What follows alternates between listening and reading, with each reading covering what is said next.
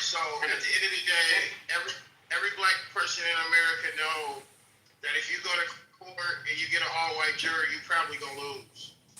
We already know that because systematic means the system is set up for you to lose and the other side to win. The other side that governs the system are white. But they actually just came out. Listen.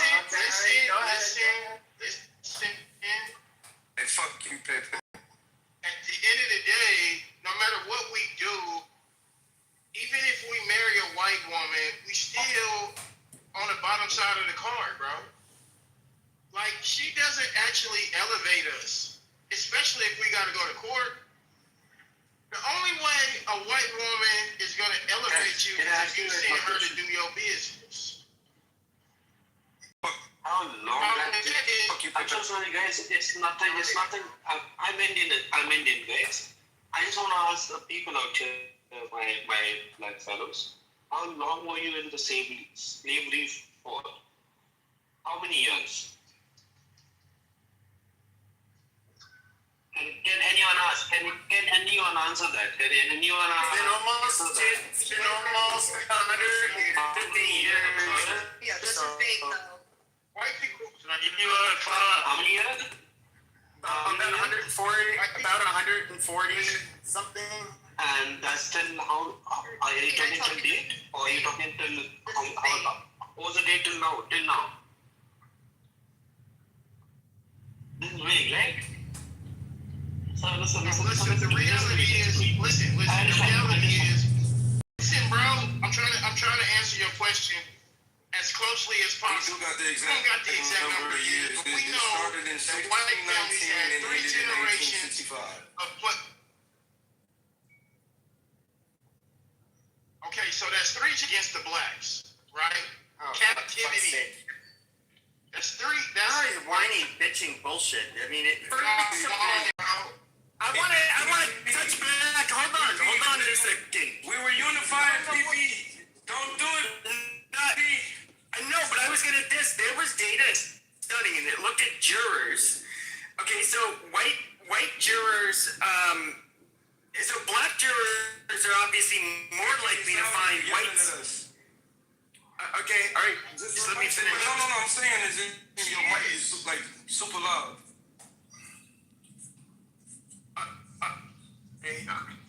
I know PP is just being PP. Like Pepe, I mean, you may just want to turn down the decibel level, but okay. I'm trying to talk normally. Put on the So, all right. Black people are more likely to find whites guilty than blacks, and they're far more likely to let their own off. Whereas white people, if I recall correctly, they're slightly more likely to let black people off than their own. But overall, they don't show any in-group. They're basically the one group that does not show an in-group preference when judging somebody. So I don't really buy this. well, I mean, if I can push, And I think that you also, but you guys also go to court Focused on an example and said, like, if I went in front of a jury full of white people and I knew that they were going to convict me because I was black, would that be considered racism? Because I said I don't mind white people putting their race first because I'm gonna put my race first too, and that's where that conversation came from. I just don't want to. Would you be okay with that though? I mean, if you have a system everybody has to live under, it's one thing to be for your people, but it's a one thing to weaponize your system, the system that everyone has to share against one group of people or other groups of people. Then it starts to be. That's when I think kind of. I personally wouldn't be a fan of that. Because at the end of the day, you have judges, you have juries, you have people that are part of every community. Weaponize with what? well, if I could, Black people weaponizing everyone. What the fuck are you talking about? I don't know what you talking. We don't know what you're talking about. We can't. You like muffled and you got a hard accent. Hey, bro, let me tell you something. Nick been trying to talk to me, bro. All right, go ahead, Negro. Yeah, That's a crazy name. yeah. I mean, It's Negro. Yes, it is Necro. No, you Negro, not. Yeah. Okay. Black, not. Okay. What's up, my nigga? I'm not gonna tell it. I'm just joking, bro. The chat, Negro. Or Negro. Yeah, so basically what was shown is that black people are more likely to be struck down from jury duty. It's roughly around a quarter of white people who are struck down from jury duty, while over 50% of black people are struck down from jury duty. And the conclusion of the people who did the studies was, I think it was from the University of Michigan that did the studies. And what demographic, Nepro, was that done? Was that a national demographic or a particular urban demographic? Can you be clear on that? Yeah, there's a big difference. Have you ever seen a jury trial in Detroit or in Philly? You might have an all-black jury, a black judge, a black DA. So it's a little different than doing it in the middle of Iowa. So you got to be clear on your demographic. Well, yeah, I understand that it can be different. That's why. Completely different. Like, I understand there's things like the OJ trial where like two-thirds of the jury was black. So I'm definitely aware that you can have it skewed every way, but to me it was just like the question that the people who put the challenge that was put forward is, what is the way that you can explain if race was Right, but think about the odds that you have a trial in, I'll take Philly because I know it, in a city like Philly, the odds are pretty good you're going to have a black judge, you're going to have a black jury, and there's a pretty good chance you're gay, and maybe your public defender also.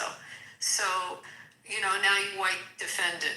So I'm switching the tables on that and put the statistics of that in it. Well, I live in Kansas, and it's always going to be a bunch of white people. Shit, and they not. What I was gonna say about Philly. I'm in Wichita. But I can tell you if you were in But I understand. Baltimore, if you were in Gary, Indiana, if you were, I don't live in Gary, Indiana. It's right. pretty So close. everywhere is going to be different. But when he gives a study, you have to be really clear on your study when you read those. It's clear. He said Yeah. it was So in is that Michigan. Detroit? I don't know why y'all being so combative with her. I ain't gonna lie to you. She on point with what she said. Hey, I kind of do this a little bit before living. Like I've seen juries. As a Midwesterner, I want to say Wichita is pretty similar to the rest of the country. It's about 50 to 60% white, about 11% black, and then Hispanics and others. It's very similar to the U.S. I just wanted to throw that in there. Not Anyway, similar to, but mother, a little different than like a city like Baltimore or Philly, which doesn't have. I mean, the population is different in terms of black, white, and Hispanic. I mean, I don't know. You could look at the demographics of, take Detroit. I mean, he said Michigan. What's the demographic of Detroit? But I think it's a I would assume majority black, right? Yeah, I think majority black. I think it's 87% African American, and you're in Michigan, right? You're in Michigan. Yeah. Are there other cities too, like Flint and Flint is what the other big majority cities? black. Yes. Yeah, I mean the university. I mentioned it was the University of Michigan that did the study, but it was across multiple different court systems. Coco is 75% black. But I don't know the specific courts, but it was across. The last time I checked it. It was across national study. Okay, so Ferguson, Missouri was what? It was that city chances that percentage of black people are more, but the people that works in the system, police and the courts and all that, they're all white. But what Wasn't that on the outskirts of St. Louis, which is like one of the blackest fucking cities in the country? No, but they found people giving tickets and jailed and fines and all that. Like they know talking about black people or whatever. By example, in Minneapolis, after they had the riots, after the George Floyd riots, there was a incident where a guy was charged with murder for throwing a Molotov cocktail or some kind of incendiary device into a pawn store as an act of anger, during the riots. And he ended up in front of a black woman judge. I'll find the case and I can put it in the chat. And although it was recommended for him to have certain sentencing, she reduced the sentence and he killed someone. I forgot to add that in. Someone was murdered as a result of him burning up the building. A father of a few kids, and he ended up with something very, very limited on sentencing because of the new judges that are in Minneapolis. So, I mean, again, you also have to look at who the judge is in a case and whether they've gone through CRT training in law school, and that affects outcomes also of cases. I mean, there's just a lot of other factors other than just the jury. Okay, cool. So I'll research. I'll find the case. I'll put it in the chat. Hold on. Let me just read this to y'all. I put this in a search, right, in Google, right? Jail population of Detroit by race. It says black people are significantly overrepresented in the Wayne County, Detroit jail system, being 3.5 times more likely to be incarcerated than white people. While black residents make up 15% of Michigan's population, they constitute 37% of its local jail inmates. Hold on. The racial disparity. Black people, I said that already. Disparity in bookings. Black people are over 1.7 times more likely to be booked into jail from the 36th District Court serving Detroit, and 5.2 times more likely from other Wayne County courts. Now, in Wayne County, which includes Detroit, the population is significantly more diverse, approximately 37% black and 47% white non-Hispanic than Detroit city limits. But the jail population disparity reflects black residents. So that means at the end of the day, black people are being put in jail more than white people. Well, reciprocity, if I can push back on that, I'm not dismissing. Well, hold on, Pepe, hold on. So, if I can push back on that reciprocity, I'm not, and I just want to keep in mind, I'm not dismissing the fact that there is definitely a racial disparity. But do you think that is that's exclusively due to them being black as opposed to things like socioeconomic factors that are associated more often with African American families? So you're saying because we're poorer than whites, we go to jail more than whites? Well, yeah, because I mean you're more or less likely to be able to. Hold on. Well, if you're poor, you're less likely to be able to afford, right? Agreed. And so there's plenty of. Wait a minute, lady. We coming to y'all an are talking about understanding. my city, and y'all probably ain't never been there. We're talking about statistics. Okay, great, wonderful. I don't care. I've actually lived in Detroit majority of my life. So, for example. Bam. And this isn't just like a one-on-one kind of conversation.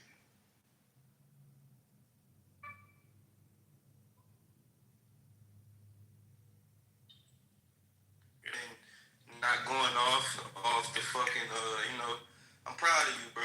This isn't my room, so I'm not gonna moderate it. Oh, you being a good boy. If I could just finish unpacking what it is.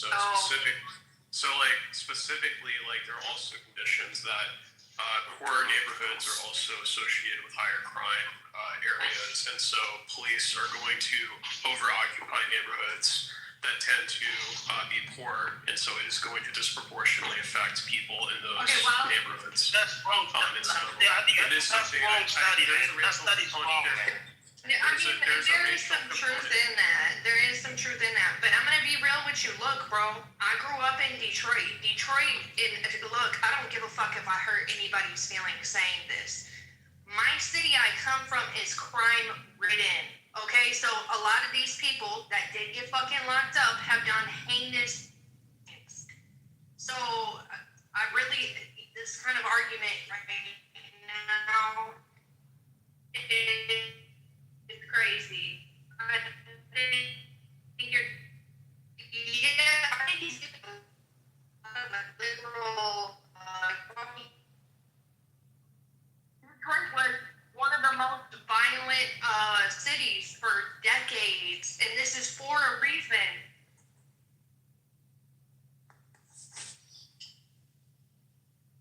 Always be overrepresented in the jails and prison system. They commit a disproportionate amount of crime. So the fact that they're 3.5 times more likely in that state is like, of course they would be. Why wouldn't they be? If the job is for them to incarcerate criminals, and black people are disproportionately criminal in comparison to other groups, then there would be a disproportionate amount of blacks there. I mean, that's just So you mean logically how. So wait. He's saying that black people generally commit more crimes than white As a people. whole population. So if you get 100, let's say you get 100 black. I'm gonna make this super simple. If you get 100 black people and 100 white people, maybe 25. Let's just say 25 of the black people will be criminal, but 5 of the 100 out of 100 of the white people would be criminals. That would mean there's like a 5 times over representation.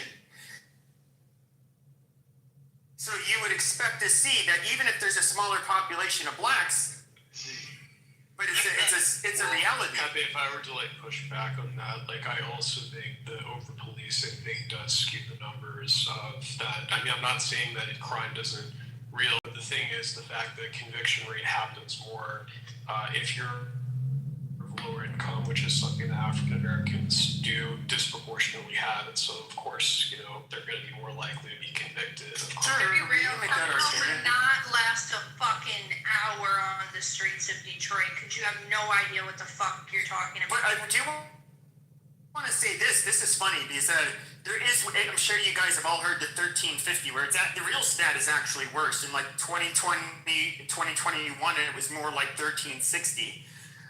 But that's 13% of the population. 60% of the murderers were black. No, that's awfully funny. I mean, only 13%, but they're 5 times overrepresented when it comes to murder. That's quite a shocking thing. Now, with the over-policing, nobody's been able to sell me on the argument that is because they get caught, that somehow causes murder. You don't pull someone over and find murder, in their car or in their pants. There's a report of gunshots or a dead body, and the police then investigate. Then that's that. And so white people get away with murder all the time. no, and here's the thing, They though. do. They go to jail. This is a math problem. This is a math problem for you. We also know the race and ethnicity and sex of the victims. Do you know what the overwhelming majority of the victims are of homicide in the U.S.? Here, bro, you got the numbers. They're also black. They tend to kill each other at astronomical rates in comparison to white people. Why, bro? Yeah, it's the why to everything, bro. And I understand where you're coming from, and I do agree with you that, niggas be killing each other a little bit too much for me, for my liking. But, and I ain't gonna lie, man.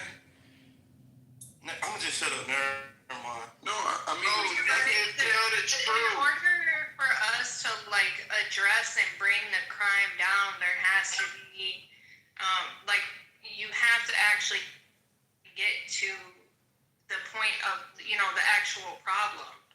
Where is it actually? Because I'm gonna tell you. You feel me? I may have been wrong. Thank God I didn't have to do any type of shit. Or thank God I never got caught with what I did. Real shit. But man, like I feel like a lot of them guys, and you know, I talk to them guys still to this day. They feel like they gotta do that shit, man, for survival. And I feel like it's another thing where we want to talk about systems, right? And it's the systematic reason why black people do and are the way that they are. And I just don't, I feel like, Pepe, like, I feel like you make good points, but it takes away from your points. If you really want to get to the meat and potatoes of conversations, we have to always talk about the why. Are you saying it's genetic? Who created the conditions? You know what I'm saying? Why? Because it goes. Wake it up. It goes against the fascist agenda, right? You see how Pepe? Hold on. You see how quick Pepe was. Hold on. You see how quick Pepe was ready to go to the stats. He had the stats on hand. He probably had them on the back of his hand.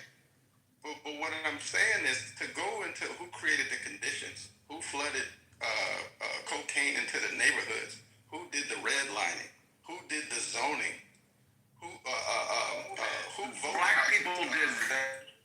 Hold on. Who voted to get certain funding to certain school districts and stuff like that, right? So it's systematic in that way. At the same time, black people can take some personal responsibility for airing the gangster spirit that we got from the Italians. Hold on. That we got from the and the Irish. Hold on.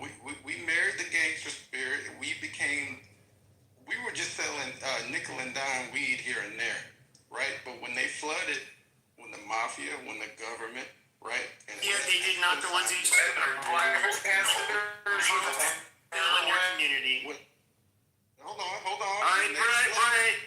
When they flooded the neighborhoods, the black neighborhoods, right, with cocaine. They're not the ones who initially flooded it. No, they're not the ones who initially flooded it. Hold on.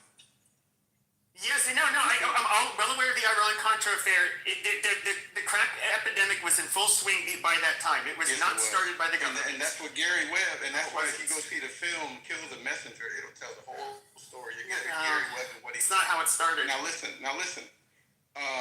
They'll never talk about who created the conditions. That's fine. All we have to do is know what happened. And at the same time, like Coco said, we need to take some personal responsibility, right? Because if we were still moving tribal, like Africa, or if we were still moving in unison, taking care of each other like the Jewish people, we wouldn't have nothing. When were these conditions created? What decade? On one hand, we can look at the Since the conditions created founding. from all. Yeah, since the founding. No, when were the cocaine? 80s. No, so I'd say late. It was 80s. Then how do you explain the crime difference in the 50s? Listen, we weren't big time drug dealers until the 80s. No shit. Okay? Until You guys were never big time drug dealers. I mean, that's kind of part of the problem. Is the Italians, at least, they could make their money doing crime, and what would they do? They'd buy legitimate businesses. They'd pay off a bunch of corrupt fucking cops, bribe politicians, do all kinds of sleazy things, and they got their greasy little guinea hands in Wall Street. They didn't just do what these greaseballs do. Well, they had to come for the protection too. Even though they had some racism. No, they're just a lot smarter. They're just a lot smarter and more sophisticated. Oh, yes, they are. Yes, they are. They have culture. They have family. This shit is true. All the way back to Italy. And No shit. And they're used to living, having their own little, say, shadow government that under occupation. That's they've always been that way. Anybody that's connected to their culture, Nigerians, anybody that's connected, they do well. Asians. Anybody that's connected to something. Yeah, but Nigerians, they only select. They're brain drain immigrants. They're not representative of. That's representing only the cream of the crop of Nigeria, not regular Italians Nigerians. already had a culture of family, right? And they doing the same shit that black people are doing now. They did that back then. They just had suits on, and they just kissed their mothers, and they bought businesses, and they bought. But this is what I think is funny: is you guys had people that were basically you had white neighborhoods, ethnic neighborhoods that were like Irish or whatever, white trash ethnic group from Europe that would live in ghettos. And, you know, in the 1800s, there were places in New York City that were very dangerous to go into. There's very good likelihood you get beat up or robbed and that kind of stuff. The Wild West. The Old West, I mean, they had like a murder a day in Dodge City. You know, a lot of thuggery going on. I get it. And yes, it is true that like urban poverty tends to be more violent than, you know, more rural poverty, which is where generally poor whites and poor Native Americans tend to live in rural areas. But even when you start like adjusting for variables like or accounting for variables like income, children who grow up in the highest income bracket, those black boys are still more likely to commit murder and go to prison than white boys that grow up in the lowest income bracket. And I'm using boys because boys, the study showed boys, and boys, of course, are the ones who disproportionately commit these crimes in comparison to women. Yeah, so I mean, I've heard you say this before, Pat Day. So you have evidence that poor white kids in Appalachia or Barstow, California, that they're doing less crime than rich black children. Oh yeah, You for got sure. any data? They're more less likely to go to prison. Oh, so like crime. Yeah, it goes back decades. This was something that back when New York Times was not as, I mean, they were always liberal, but I mean, they would post it. Who else? It's a bunch of groups did it. Yeah. Do you have the data? Yeah, they're old articles. These are two different environments. If you take poor white kids from urban communities, I'm sure that number would be much different than poor white kids from rural communities because. And then if we talk about the kids, that's the poor white kids that's in rural communities, kind of like how Ohio is. Maybe that's probably why Ohio has an opioid crisis, because a lot of those kids out there are doing drugs. Yeah, but you're tying that into like overt criminality. I would say that substance abuse, although you have to acquire drugs illegally, you know, I guess, you know, there's some criminality involved, and people often resort to stealing to support their drug habit or prostitution. Sure, but it's not. In a way, I kind of tie drug addiction. It's also largely a public health issue as well. Yeah, he's trying to narrow it down into where black people lead, and so he's talking about burglary, murder. Yeah, pretty much burglary. You can talk about theft. You can talk about all kinds of shit.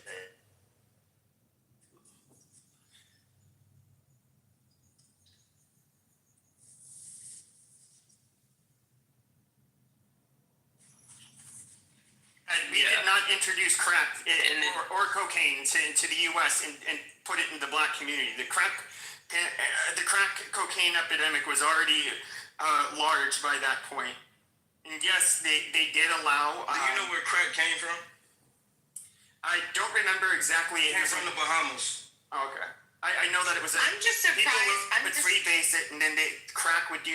I forget how they came up with crack, but there's a whole documentary about it. A lot of people forget that heroin was the thing. That was largely a white people thing. And black people were on it too, because that was the opioids.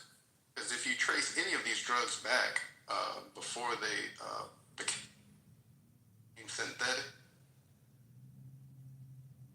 it came from original botanists found the plant in the Southeast Asia. Yeah.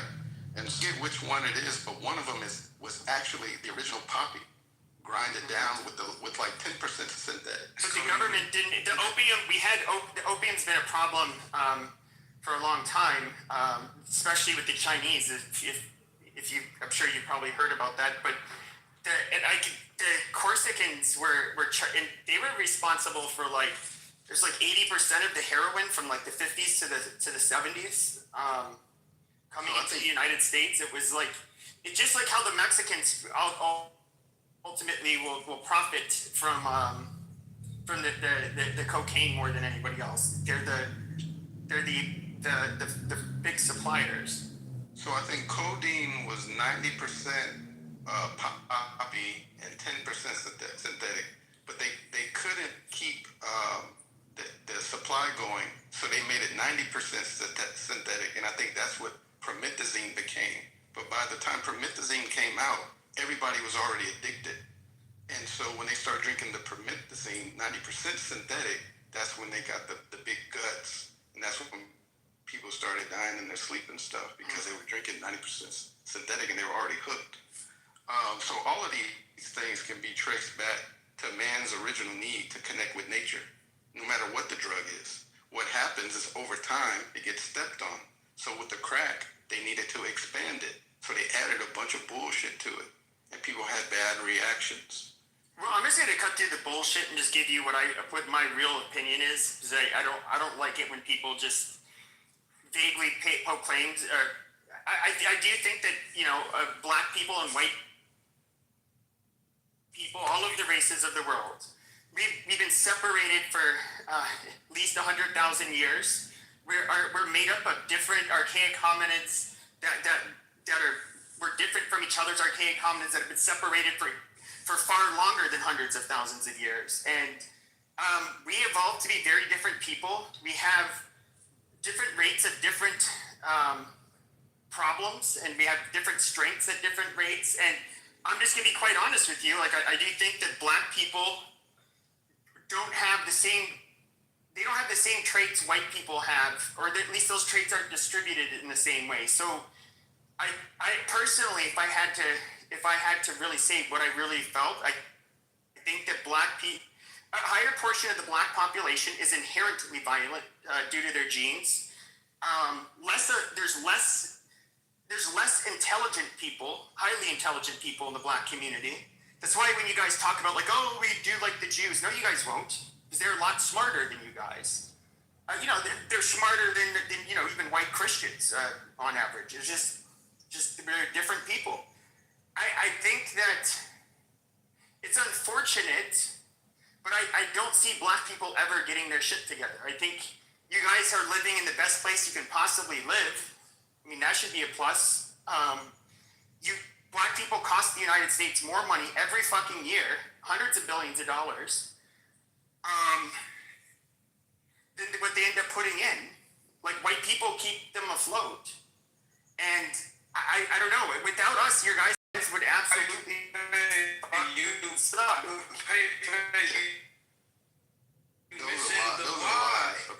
You're doing the why. You miss it, but no, it's so important. And then when you talk about all of that, that was He crazy. just lied. Well, There's I 40 also million like that. black people, and and only a very small percentage of us are actually criminal. but I'm saying that then like let's go with his shitty ass point of view of black people, right? He's still missing the why. He makes all of these points, but he talks surface level. And that's why I be on your ass, Pepe, because you gotta go deeper. If you're gonna make these points and these claims, you have to go deeper. And when you make those points in your claims, it I think I know why you don't go that deep, because then it would make you sound stupid. Well, I also I've just gone think, deep. like, I've been doing this for- specifically- Well, I just also want to say, like, to me, I think that there's also the bias that essentially, I mean, I'm not saying it's completely the thing, but there's a lot of data that's skewed because of the fact that there are biases and detections, like to illustrate. During 420, my eyes get red as fuck. I don't smoke weed, but my eyes do get red as fuck due to my allergies. But the police, they never, pull me over. Or they never, suspect that I'm smoking weed or anything like that. In fact, the only reaction I get from police are asking me, like, if I'm sick or anything like that. But, they never ask me, like, they never suspect. But I have plenty of black and Hispanic friends whose eyes are as white as snow. And they get pulled over routinely by the police. Now, that's just my personal anecdote. And you do have data that backs up that white people are less likely to be pulled over or suspected of doing crime purely based on their race. And they've shown this like with pullover stops.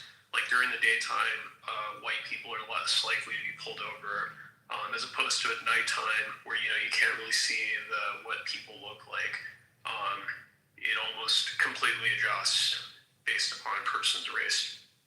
Well, Pepe has like a generalized Reddit view towards racists. Agreed. To say that like black people would never get their shit together when our shit is already together. Of course, can we do better in certain areas? Yeah. But it'd be appropriate for me to ask him what's racist before I have a conversation with him. Because if race is really a predictor of how intelligent somebody is on board, then why wouldn't I ask you what your race is? I'm white. But I don't, and I don't think that your skin color as an individual indicates very much. I think that as a whole group, what it does show is you can look at a picture of the whole group, and let's say maybe you have out of 1,000 black people. Fuck it. Out of 10,000 black people, you get maybe 2 that are smart enough to be like real academics, like in a STEM field at like an Ivy League university. Whereas in 10,000, you know, that might be 30. I do think that you're going to see. I thought absolutely implausible and just really silly to think that we are going to produce this same, that we're capable of achieving the same outcomes as groups. And that's a lot of the fighting between blacks and whites, or the arguments, are because of the disparities in outcomes between groups. And I do not think it is possible, literally not possible, for us, for example, to ever, we can look at, especially when it comes to certain sports that require explosive speed. We're not going to overtake you guys. You guys, the traits are way too skewed in favor of people of West African descent that we are not going to beat you guys at sports that require explosive speed. The Chinese and the Soviets ended up figuring that out in the 1930s. That nope, there's no doping, there's no nothing we can do to outtake them in sprinting. not even golf. They have too much of a God-given ability. Not even golf. Well, I mean, golf, I think with West Africans dominating it with explosive speed, golf is one that it takes a lot of things. I would guess eye-hand coordination, other shit. Sure, but do I think that these traits, when it comes to anything from, we know for a fact diseases do not occur at the same rate amongst groups whatsoever. We know that a lot of things are not the same. And of course, the most complex organ and where the greatest genetic variation lies is in your central nervous system, your brain. Which is because of what people went through. Well, let me ask this. Why do we have Mexican wolves out here, which aren't that big? You have red wolves in the southeast. You have, the timber wolves, the big, wolves that you see in the north and in Canada. Then you have Arctic wolves, which are like these beautiful animals, and they behave a lot differently from all other wolves. They're not afraid of people. And part of that is they live way above the time line, where people don't go to hunt. So they've never been preyed on by people. So they did not evolve to be scared of people. So they approach people, which is unheard of for a natural wolf in other areas. They all have different drives to prey on different types of animals. Wolves don't take down big bears above the tree line. All they have are like hares and small little fucking, animals to kill. Because there are no big animals up there, except for maybe they run across a polar bear occasionally.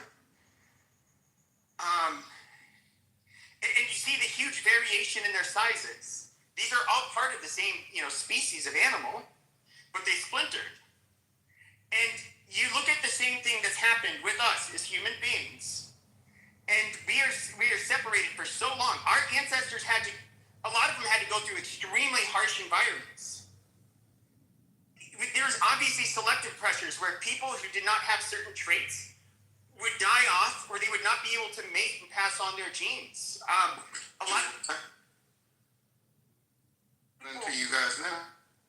A lot of people with different traits would, there's probably a reason why you don't have light-skinned people along the equator today. Most of them had thousands of years of having to get acclimated to that environment. And, I mean, obviously it's not going to work very well being along the equator in sub-Saharan Africa with no shirt on, like a lot of these people, the tribal people. White people aren't built like that. And I don't... No, it's none of it. To me, people like, so it's racist. It's racist. I mean, I don't know what to say. Like, are we just supposed to ignore everything else we know about the animal species? What is beyond apparent and obvious with people in general? I mean, it's not just about race. We can look at Europe. We are very different from each other. There's huge differences in sizes. And I mean, fuck, the climates vary a lot. I mean, do you guys really think that the Scandinavians, which are much bigger than us from more Southern Europe, who had to evolve in very harsh environments, that they had the same selection pressures as people that were closer to the Mediterranean, where it's a much more temperate climate? I mean, I highly doubt that.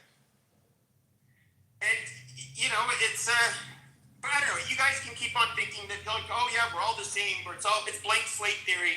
We can all become whatever, we're raised to be like, which I think is fucking bullshit. I mean, like, you'd have to provide some sort of evidence for that debate. I mean, like, I understand that that's your opinion, but, I mean, there's no empirical evidence that's going to support There's that. a lot of empirical evidence. Okay, Even look at and hold on, if you're going to make a claim, be very specific about the claim. In one sentence, what claim that you have empirical evidence for? Even the American Psychological Association will grant that, I believe it's between, they either use the term, it went from 40 to 60%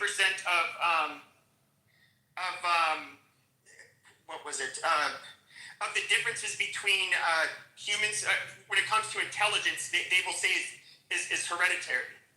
Okay, you're citing a study, but what is your claim? My claim is that people groups are different. People groups are different the how? same way that even individuals are different. Okay, you can have siblings where one sibling's a lot smarter than the other. That happens all the time. One sibling's even taller than the other. Okay, now groups of people, there's differences. We all agree, I think, here that the pygmy people of sub-Saharan Africa are very short in comparison to most of us. Then the Dinka are much taller than most of us. So how would these traits be passed down? If you're saying it's inherent, if it's in the DNA, is that where you're saying that it comes from medically? That black people are more inherently aggressive than others? I would say that I would think that there's a high likelihood that a higher percentage of the African American population is genetically violent. Yeah. Genetically violent. So that.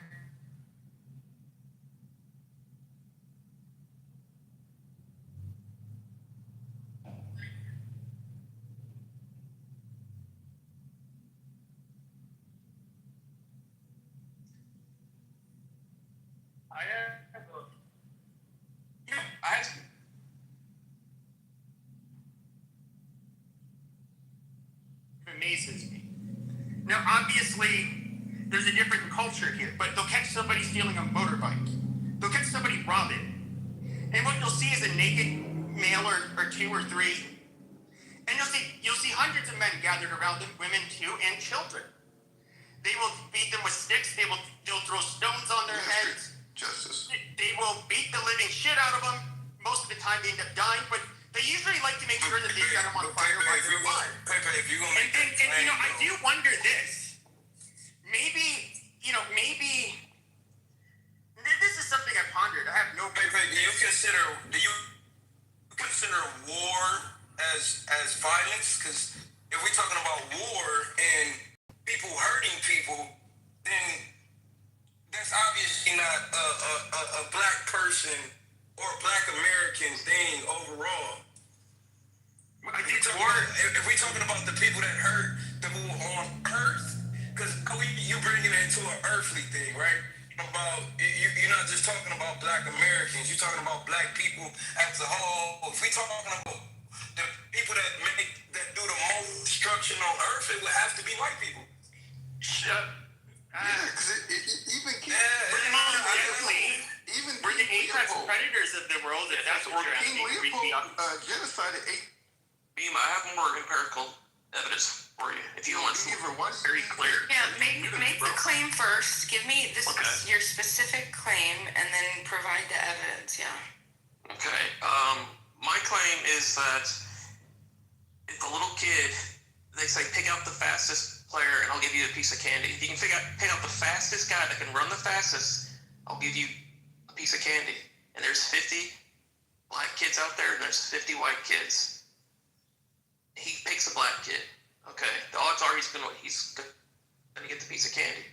Okay, if you look at the fastest ever recorded sprint times, 500 top 500 sprint times, 493 at one point were held by blacks. Okay, how would you explain that other than genetics? I would probably just explain it through genetics. But we're talking about aggression. We're not talking about the way that the body is created. We're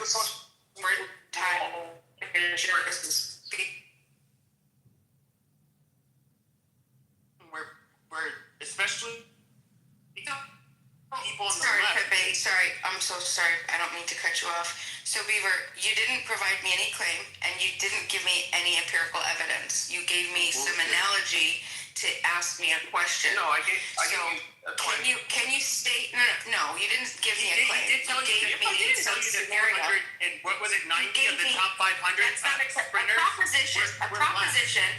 Give me a falsifiable claim. Give me a sentence. What are you claiming? What is your claim? Are you claiming? Okay, here's the claim. Are you claiming that aggression is genetic? No, I'm talking about foot speed, athleticism, explosion. We're athletically superior. Okay, so give me that specific claim. It should be less than it should be less. He said it was 490 of the 500. Hold on, I don't. 500 Do sprinters we have were to black. start over about how to formulate propositions and claims? A claim should be one sentence. That's it. That's it. I Sentence. sent it out to a little kid. What is your claim? Subject meets predicate. What's the claim? Okay, repeat it one more time. What's the claim? Black people are more athletic than white people.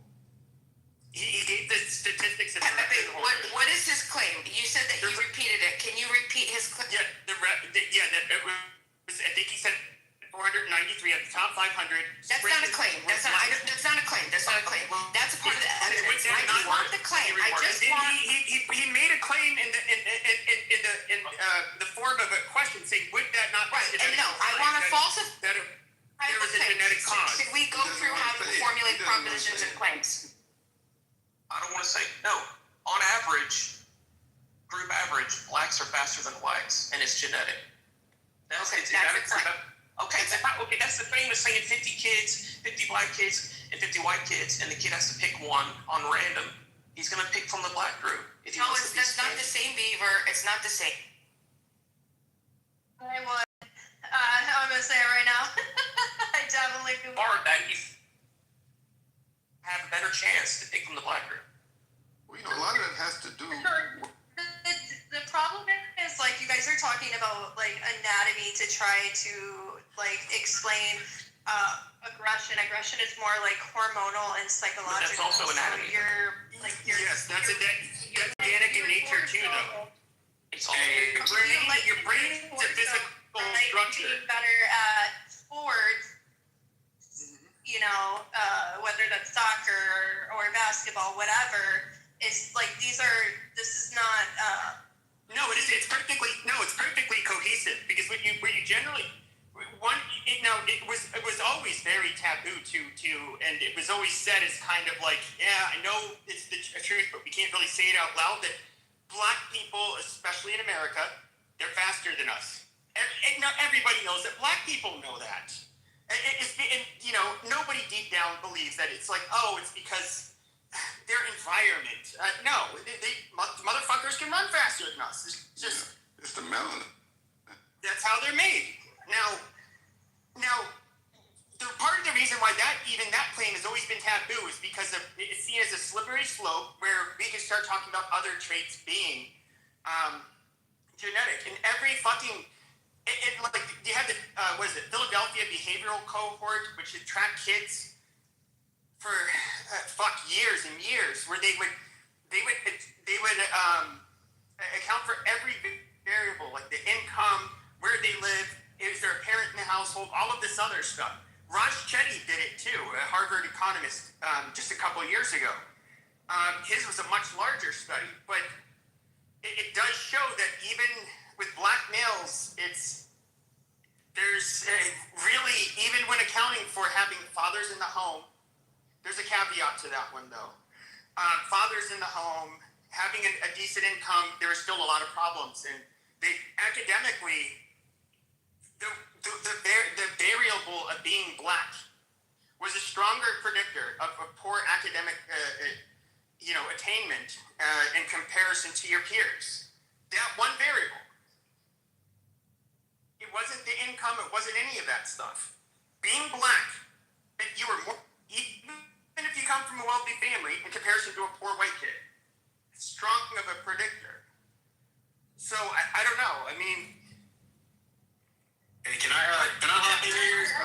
This argument is ridiculous. Honestly, like, give me a couple of white girls from the ghetto, and then give me a couple of white girls from a rural area, and I can guarantee that the white girls from the ghetto are going to be violent, and they're going to be much more aggressive than the white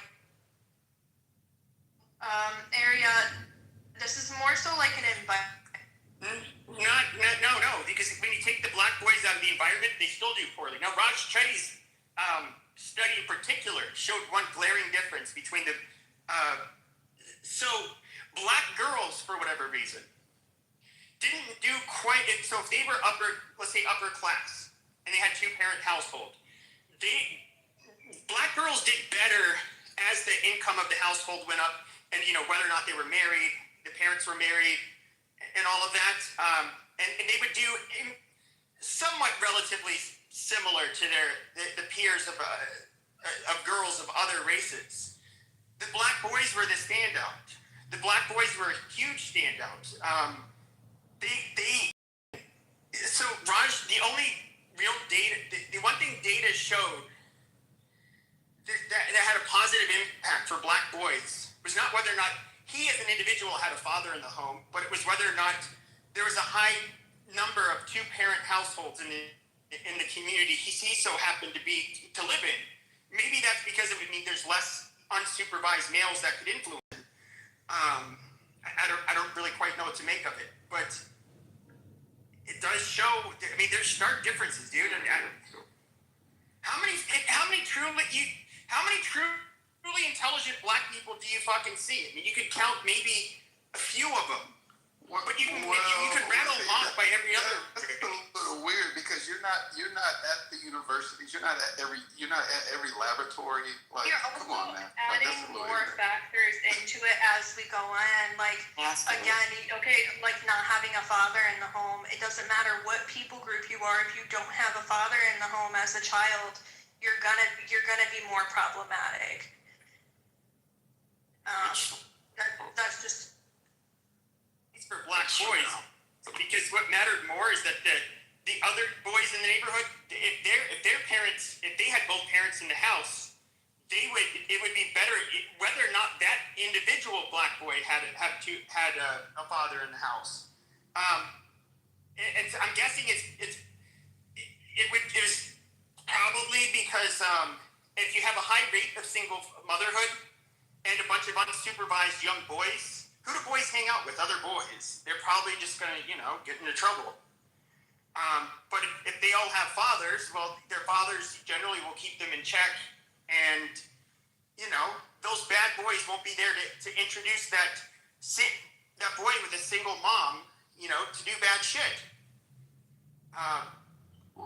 But even he didn't come to a conclusion as to why this is. He only got the statistics and showed where the correlations are.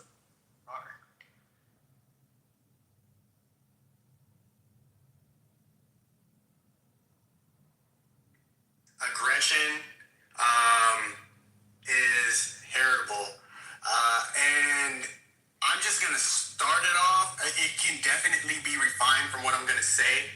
But I have a nephew that has severe ADHD. There's no way you're not going to tell me that that's not aggression that he has. And there's no way you're not going to tell me that that's not... and inherit that from somebody in our family. It doesn't matter. We've seen all types of aggression from when he was little. He tried to kill his teacher. He tried to literally stab him with a pair of scissors. Right? Now, we do agree that initially, we thought his behavior was very just rambunctious. So, my uncle used to, his dad used to really whoop him. You know what I'm saying? So, we believe that kind of contributed more to the aggression. But either way, it was inherited. It's inherited, and that's a form of aggression. And that's not necessarily something that's social. Now, when you take things like that, or oppositional defiant disorder, where you just see children being defiant, just for no reason, right? These are the things that they inherit. And then you kind of start to refine it. You'll start to see that there are traits that certain groups have that express themselves more, just based on who they are, where their ancestors are from, or whatever. So it's not necessarily a cultural thing. Culture definitely does play a part in all of this. It does. But aggression definitely inherited. Well, look, let's go to the science, and let's go to AI. Let's see what they have to say. Studies in behavioral biology. Do you know AI is incredible? Which AI is it? Is AI? You can look at this. Let me just... Hold on. There's few things that they intentionally screen for.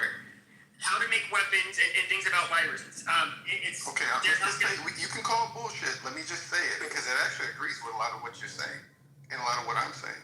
Studies in behavioral biology suggest that in many vertebrate species, darker melanin-based coloration is positively correlated with higher levels of aggression, social dominance, and bold behavior, often linked to the pleiotropic effects of the melanocortin system. While research in animals applying these findings to suggest racial differences in human behavior is highly controversial, heavily criticized as racist and based on retracted science. Now listen to this. The same hormones that produce dark eumelanin pigments also act as neurotransmitters in the brain, regulating stress, social behavior, and aggression. In many bird and mammal species, darker pigmented individuals are more aggressive and dominant, often using the signal of high status, talking about, being darker. Studies have found that darker correlation is associated with aggression in animals such as barn owls, tortoises, and various fish. It is proposed that the melanocortin system links melanin production with behavioral traits such as lower stress sensitivity, allowing darker individuals to be more dominant. And I'll post that scientific review. Yes, it all comes back to the eumelanin. And if you want to talk about the nervous system, Black peoples of the world have a lot of melanin in the nervous system. Now, melanin acts as a bridge, right? Melanin is a lot like Star Wars. You can nurture your melanin, right? Or you can destroy your melanin with toxic drugs and whatnot. So people with higher melanin content, the drugs, since the drugs are connected to nature, hits them a lot harder. And you can do the research on that, right? So what Pepe is talking about is right, but what he wants to pivot it to is he wants to say that white people, their genetics is that they have bigger cranium and bigger brains. That's where he's trying to go with it. That was not my, no, I was not trying to make, I was not making a craniometric argument about Yes, you brain were. volume. Yes, No, I you were. never You once always said did anything about brain volume. You were heading there. But listen, it all comes down to the melanin and how much, because he wants to talk about diseases. Well, who are the Your people word. that... You can't call black. Who are the people that get the same diseases? Native Americans, Asians, African Americans, Mexicans, all the way to the Australian people, right? Australian Aborigines. Why? Because they eat European diets. Okay, and even in Killers of the Flower Moon, when he was killing the Native American girl, what did the doctor kept telling her? You need to get off the white man's food, the pork and the Sure, salmon. but I was not talking about. I wasn't talking about the differences in communicable diseases, like what you spread to each other. There are diseases that so for example, I believe cystic fibrosis, which is very deadly, it primarily affects Europeans. There's certain skin cancers that only small segments of Europeans will get. A lot of black people, a lot of Native Americans, a lot of Asians, they get diabetes. Yes, I think that's another one where Native Americans where I live have the highest. In fact, the ones right from me, I think, have the highest rate of diabetes in the world. Yep. And where we live is I don't know how people survived here 200 years ago. It's fucking insane out in the desert, but they did. I'm sure they probably didn't eat that much, and it's probably really hard on them. And yes, I don't think they evolved to eat food the same way as us, because their bodies are like hyper efficient at storing it. Yeah, they were eating different things. They were connecting with the cactuses. They were connecting with all kinds of animals. It wasn't hybridized animals. Wasn't GMO. Wasn't like processed foods, right? But when they started introducing themselves into white culture, is when a lot of them started getting these diseases like diabetes and whatnot, because they're eating foods that go against the melanin. Period. And that's and I think that's the biggest thing of what's going on in the African American communities. They have not nurtured their melanin. They're put in a Jack in the Box, McDonald's, NBA YoungBoy, toxic drugs, and it's having a terrible effect on the melanin. By the way, I know a lot of people will say like drugs are about peer pressure and just say no. Yeah, I mean, that's good and all. But there's a very very big genetic component for why certain people become addicts and others don't. This has been studied. You guys are crossing things off. Like, first off, melanin does not correlate to diabetes. It doesn't determine if someone's going to be insulin resistant or not. Like, those correlations aren't. You have higher rates of diabetes. And you're taking a stat. People have melanin and they have diabetes, so this must be true. When in fact, rates of it. Okay, again, there's a lot of other factors that lead to diabetes, which you mentioned. One is access to nutrition or nutritional and dietary models, but melanin is not the condition that affects diabetes. Yeah, I was getting. Most people in the world are melanated, as you would say.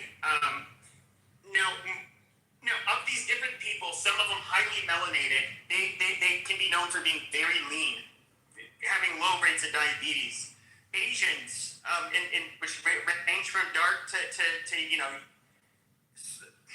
barely dark, they're not necessarily known for having higher rates of diabetes.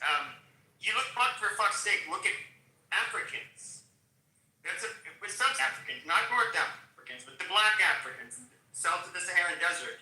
You see a huge variation between these people, and even their skin color, how tall they are, which athletic abilities they have. Now, West Africans are very good at sprinting. East Africans are the opposite. They are not fast. They're not strong, but they are very good at doing endurance type of sports, and they absolutely dominate when it comes to distance running. They have they evolved from different pressures than West Africans. And you see the same thing, like even in Europe. People that live in parts of the Balkans and like the Dinaric Alps, some of the tallest people in the world. We can look at people, you look at Europeans, you have huge fucking strong people from the Baltics and Scandinavia. They're tall, they're built. When you see a lot of linemen in the NFL, they look like they're fucking Vikings, like literally. I mean, they're these Scandinavian fucking people. When do you see these big French linemen? You don't see Spaniards being, a fucking lineman. There's regional variation everywhere. Just skip quote unquote your race. That's just that's more a way to cluster groups of people on certain continents. Well, look at with this. very similar Look at this, features. It's not. It doesn't mean that that everybody that's part of that race is that close. They're gonna have the same traits. Well, look at this, Pepe. You focused on Asians, right? But I want to focus on Southeast Asians who have more melanin than their counterparts, And right? a lot of them are dead as fuck. Diabetes in Southeast Asia is a major public health crisis with approximately 107 million adults living with the condition and 46 million cases undiagnosed. Wherever you go look at the Australian Aborigine people, same thing. High levels of diabetes. Why? Because they got introduced to processed food, processed sugar, and the wrong Sure, we can make the argument that the white man's diet doesn't work for them. Yeah. I grant you that. That's not a white man's I'm not trying to dismiss that. This shit is sad, bro. It's not a white man's diet. Thank you, Sean. If you take any amount of food and you genetically engineer it, then it's gonna impact every single person. That's the bottom line. Well, people gotta pay attention to what they put in their mouth. Well, look, check this out. Specifically about diabetes, and I'm not a doctor or anything, but what I know that's a factor of like diabetes, if you catch it, is if one of the factors is if your ancestors went through famine, right? So if your ancestors went through famine, their bodies evolved to basically survive on just nothing. Can you define famine, brother? And so famine, going without. Okay, if your ancestors lived in an era where there was no food and they were like effectively starving and surviving on very little because there's not food anywhere. Like, I mean, we can do this semantics. Brother, why is it that when you fast, your body recovers? Well, let me finish. I'm speaking about diabetes. I'm speaking about diabetes, right? So what I'm saying is if your ancestors lived in an era where there was famine and they learned to survive or they evolved to survive off very little food, nutrients, whatever. Now, those genes effectively get passed down, right? So now when we live in an era where there's food everywhere, you still might have genetic traits that learn to survive on very little. So you have people who have diabetes or who are really big or whatnot. They'll say like, yeah, I barely eat. But he is correct in the sense that you have populations that had strong selection pressures that ended up making it so only people that had the metabolism that allowed them to get by periods of time could survive. Correct, but you're to a point. Like if you're talking about the Nepalese people and the EPAS1 gene that they have that allows them to live, Ethiopians and Andean people. These individuals are able to live in lower saturation oxygen environments, and their blood is very thin. However, I believe the Andeans, out of all the groups, have the most red blood cell count that actually exists because of the environment they live in. Now, this is multi-generational. There's not really a famine that has existed for 10 generations. Like, I mean, what you're talking about is just your grandparents going through a famine is not going to alter your genes. It doesn't work that way. It's the environmental. Yes, I agree with you on that part. In other words, this could be something that lasted hundreds, I would guess thousands, realistically, thousands of years. And I'm definitely not talking about grandparents. I'm literally talking about like ancestors, right? Like great grandparents, right? Because I think even when we talk about ancestors and where people are actually from, I believe a lot of that gets conflated. But that's another topic for another day. But what I'm saying is, if you have traits that have evolved to survive on very little, and now, food is everywhere. You can eat as much as you want, right? Your body isn't processing food the same way, right? As it has been designed to process. So I don't even necessarily, diet may have a part to play in it. The white man's diet, the enriched weed, however you want to put it. But I am going to say that depending on what your ancestors went through, famine is a factor in diabetes. No, it's not, bro. It's not famine. No, it's not. Hold on for a second. Because you can going through famine, whatever. You can literally see it today. If you eat wheat or cheese or anything like that in America, and then you go over to like Italy and eat the same exact thing, your body is gonna respond in two totally complete different ways. It's the food, it's how the food, wheat alone. If you think about black people and how much wheat we consume on a day-to-day basis, since 1940s, 1950s, wheat has been genetically modified 70 to 80 times. So much so to the point where other countries don't even look at our bread as bread. They look at it as a chemical compound that's hazardous to people. But we don't pay attention to those things, and we go and read these studies and say, oh, well, it's because, no, it has nothing to do with that. If you deal with famine, when your body goes into a fasting mode, your body's cellular reproduction shoots through the fucking roof. It starts to kill off the bad cells, the cancer cells, and all of the shit that doctors will tell you. And it starts to essentially colonize those bad cells and turn them into good cells, and then send them boys back out there in the body field to do their job. The liver starts to cleanse itself. All of the glands, all the kidneys, everything starts to cleanse itself. None of this shit lines up with reality. It almost sounds like we're saying the same thing, because if you think about it, if you would say someone is living in an era of famine, what would they not be doing? Not eating, right? Correct. But then when they come back into reality and they say the white man's diet is what's causing it, that's the point where I disagree. Because it's not the white man's diet, it's what niggas choose to eat. So if you go and look at the majority of niggas' cabinet, they shop the majority of shopping in the middle of the goddamn grocery store. They just bypass the red 40, the yellow 50, all of the colors and the chemicals and shit they put in their body, and you relegate it to white man's diet. No, it's your choices. Oh no, that's true as well. So like what we would consider European diets or Northern European, you have to understand, they had 9 months of winter. Processed food back then was sausages, bacon, cured, salted meats and fish. Which was healthy. Which is healthy for me because again, my labor environment was very quick farming, basically from spring until the first snow fell was all labor. It was just if you look up north, they had to labor through all that. They had to prepare for the months of winter. Then they had to eat preserved food in some fashion or go out and hunt live game and hope that they could do it. They also had to bulk up on various other entities. This is multiple generations on fat because you need fat to get through a winter. You gain winter weight and then you drop it off in the spring. That's actually a real thing because it helps you. Studies have found that northern people go into can go into almost hibernate state where their body starts to reduce caloric output to conserve energy because of the long seasonal changes.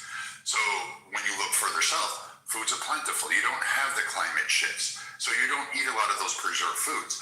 And when you do eat off of the European and you do mix in, the same way that happens to me. If I go to Africa again today, I know I spend the entire time, every American faces this, you spend the entire time shitting your brains out. You come back, you get that stomach flu, and you think it's like Montezuma's revenge. You trigger food, and you have poor health conditions afterwards. Why? Because you changed your diet radically. unfortunately, in historical sense, you have not changed your diet over time. It's just been a short time frame, and you're still adjusting. Much like lactose intolerant people. Up northern Europeans can digest milk. Like that's something that's just common. Mid-Africans, closer to the equator, you can't fucking do it. Most of you are lactose intolerant by the age of adulthood. But see, Brad, the reason why most people are lactose intolerant, it has less to do with, so everybody's body produces lactase, which is the enzyme that's responsible for processing and digesting lactose. The majority of people between the ages of 9 to 12 years old, their body no longer produces lactase, which is the enzyme that breaks down lactose. So just from the baseline, if your body is no longer producing that enzyme, then when you consume that milk product, body doesn't really know what to do with that sugar because the enzyme that's supposed to process that sugar no longer exists. So then the body has to essentially manufacture that enzyme to digest that particular sugar. Now, that's one thing. So if you think about like the body can't just flow. It can't just do what it's designed to do because you're introducing something that's considerably foreign. Now, when you look at what has been done to the cows in this country, much similar to GMO, cows are so sick and everything that's coming out of these cows' uteruses, where these cows are essentially what we would classify as being raped. They're literally injected with semen, and the things that are being fed into antibiotics because we have a population in the country that puts a demand on the production of cow milk. All of that stuff goes into what you consume. Now let's look at what's inside the cow's milk. The majority of these cows produce a very high quantity of something that's called casein and corresponding mucus that comes with it.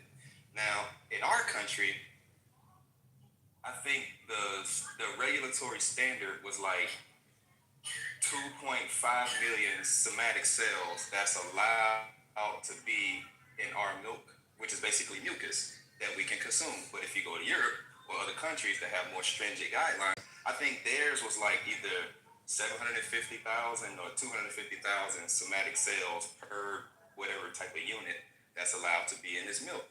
So if you go to Europe and they're basically saying, we're going to reduce the amount of mucus and caseomorphine by 5 times the amount that people would consume in America, it's no wonder why people are having issues with consuming milk and digesting milk effectively in America. It's because you're consuming more bullshit. You're consuming the drug. So just like how women produce oxytocin, which is the chemical bond that draws the baby to the mother, caseomorphine is the chemical compound that draws baby cows to their mother. And it tells them, hey, little cow, produce all of these enzymes and build up to be a cow.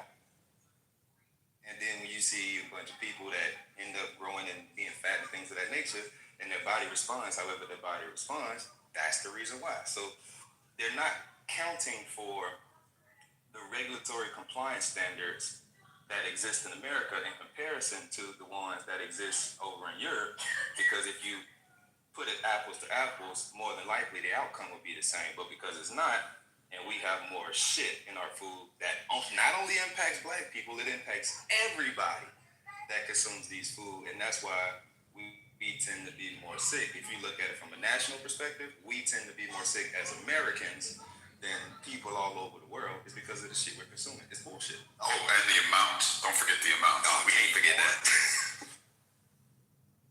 That fucking shit. Like, I'm gonna be honest with a lot of you guys. I hear what you eat on here when we talk about the nutritional thing, and I'm just blown away by what you guys consume. I'm 6'2", and I'm like 195, I think. I mean, I'm just lean and built. I'm like, I don't eat what a lot of you do when I hear you say, oh, I'm 5 feet. I'm like, holy shit. I don't eat the stuff you do. Like, I've gone out for steaks down in Texas, but generally my diet is like a handful of dried fruits or fresh fruits, some vegetables, another handful, and then whatever I seared or burnt over a fire. Like, I don't cook. Anybody who knows me knows I can't fucking cook shit. But I'll just burn something and then throw it. And you guys eat meat way too fucking much in amounts that just fucking your body can't take. You can't run, you can't move. That's why you have meat sweats. That's why I can smell you when I go on search and rescue missions. And I can go out into the forest. I can often smell you before I can find you because I can smell your odor. Just the food that's seeping out of your pores. It's fucking. Yeah, well, so how did you what differentiates between the way that you choose to eat in terms of the volume and, let's say, the rest of us? Yeah. So how did that happen? So what did you just go, I ain't eating and I don't want to be fat, or what was it? When I was a kid, we had to work land, so we were spending most of the time, like I said, up north, busting our asses from sun up to down. We just, you didn't have a choice. Most of the time, it was on the go, like you just ate there. We didn't have these big spreads. We were poor, and we didn't necessarily eat like massive amounts of, like, no one had a fucking entire roast. Like, you guys eating 22-ounce steaks. I'm like, in Texas, what do they call those tomahawk steaks? Who the fuck can devour one of those? I can't fucking eat one of those whole. Like, that'll take me a fucking month to get through that shit. Like, a deer lasts me a year. You guys, if I gave you a deer would last you a few months. You'd go through that. I'm always lost on this. Like, the amounts of bad shit. Yeah, I don't think it's about that you were poor, because I think the poor people are often the fattest, aren't they? Because they eat the cheapest, which equates not in the rural part of the world. No, it's very different in the rural America. When you get in the Midwest, whether they're farm boys, they can be poor, but those, like he said, we moved back to the Midwest after my dad got cancer, and we had to come back from overseas, and I ended up there for a year, and I saw the life of a farmer. I lived it, and when he says they're up at before the crack of dawn, they're up at 5 doing chores, and they're out. They're finished baling hay, doing whatever it is till the sun goes down, and it is a different world. But like he says, they're more structured meals. We, like you said, a 22-ounce steak. When you look at the nutritional value, depending on the cuts, but you're talking about a 6-ounce maybe cut of red meat is all you need for nutrition. But that's never enough. Everybody wants the bigger steak. Why? It's great. It tastes great, right? But that's the problem. And when they look at it and they say that red meat causes cancer, that's bullshit. When you dig into it, what happens is the charred fat of gristle around the end done to a doneness of 9, which a doneness of 9 is the char. When you hit it, the char falls off. The fat is what gets the free radicals. That's what causes the cancer. You cut that off, you don't char your steak, then you don't have the problem. But again, we go back to what he was talking about before, whoever it was. It's what they're injecting our steaks with now. That's why when you have genuine grass-fed steaks, it's a completely different price, and they're a hell of a lot healthier for you. And so Oh, sorry, Marcelo. Go ahead. Okay, so the only reason, you're right, we do have a choice today, but a lot of us don't really know the ins and outs, especially if you look at African Americans who are disconnected from the original culture, right? So a lot of those cultural practices, now we live white culture pretty much. We live this new culture. And so the reason why I call it European foods is because literally that's what they showed up to these places with. Now, if we look at the British when they showed up to Australia, right, and they started putting the indigenous people in camps and taking them away from their nutritionally rich wild foods, these Aboriginal people started to develop taste for beef, flour, sugar, tea, and tobacco, right?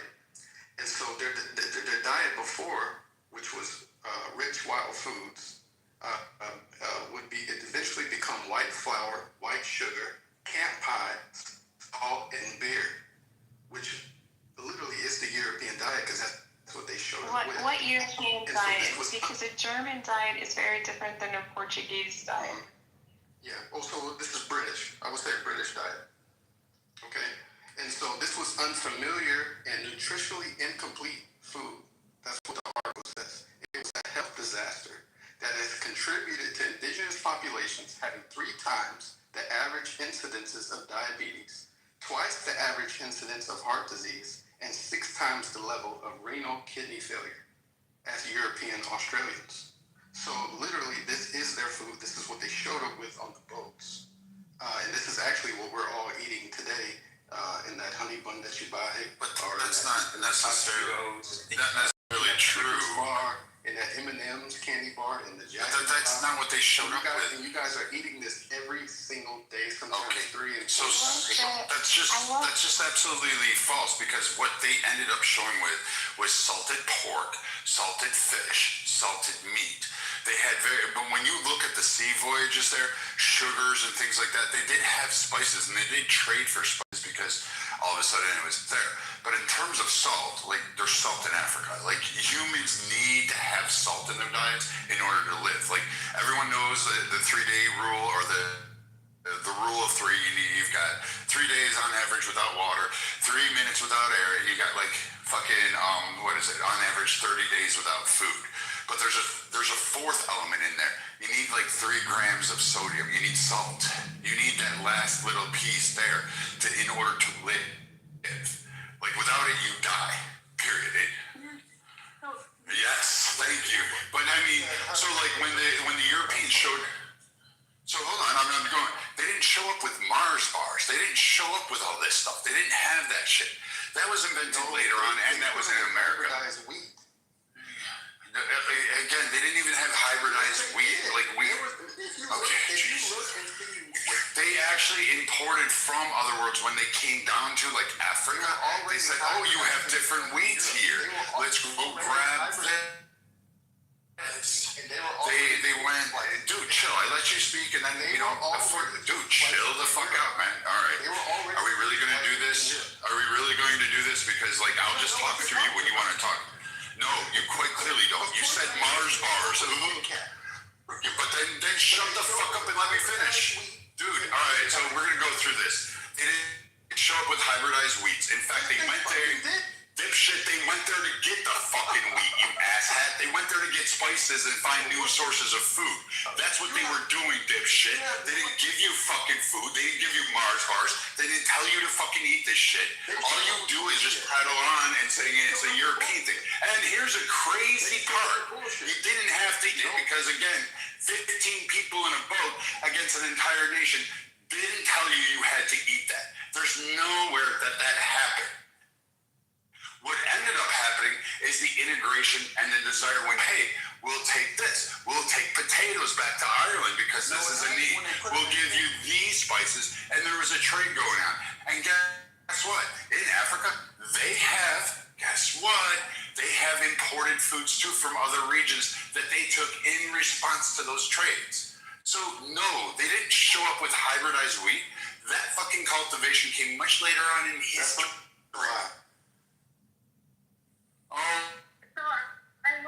So we do need salt, like all humans need salt, right? We need sodium. But the problem with the sodium is when it's too much. And a lot of our foods have too much fucking sodium in it. Our drinks have too much sodium in them. And certain people groups do have salt insensitivities. I'm a part of one of those groups, and it has actually put me in the hospital before, and I realized, oh shit, okay, I need to pay attention to this. I didn't know sodium was going to be an issue for me. But yeah, this is something obviously that's came newer in the United States. We're just, our food is fucking shit. But I think a lot of the things that you guys are saying is we just need to realize everything in moderation, and most people are not eating in moderation. I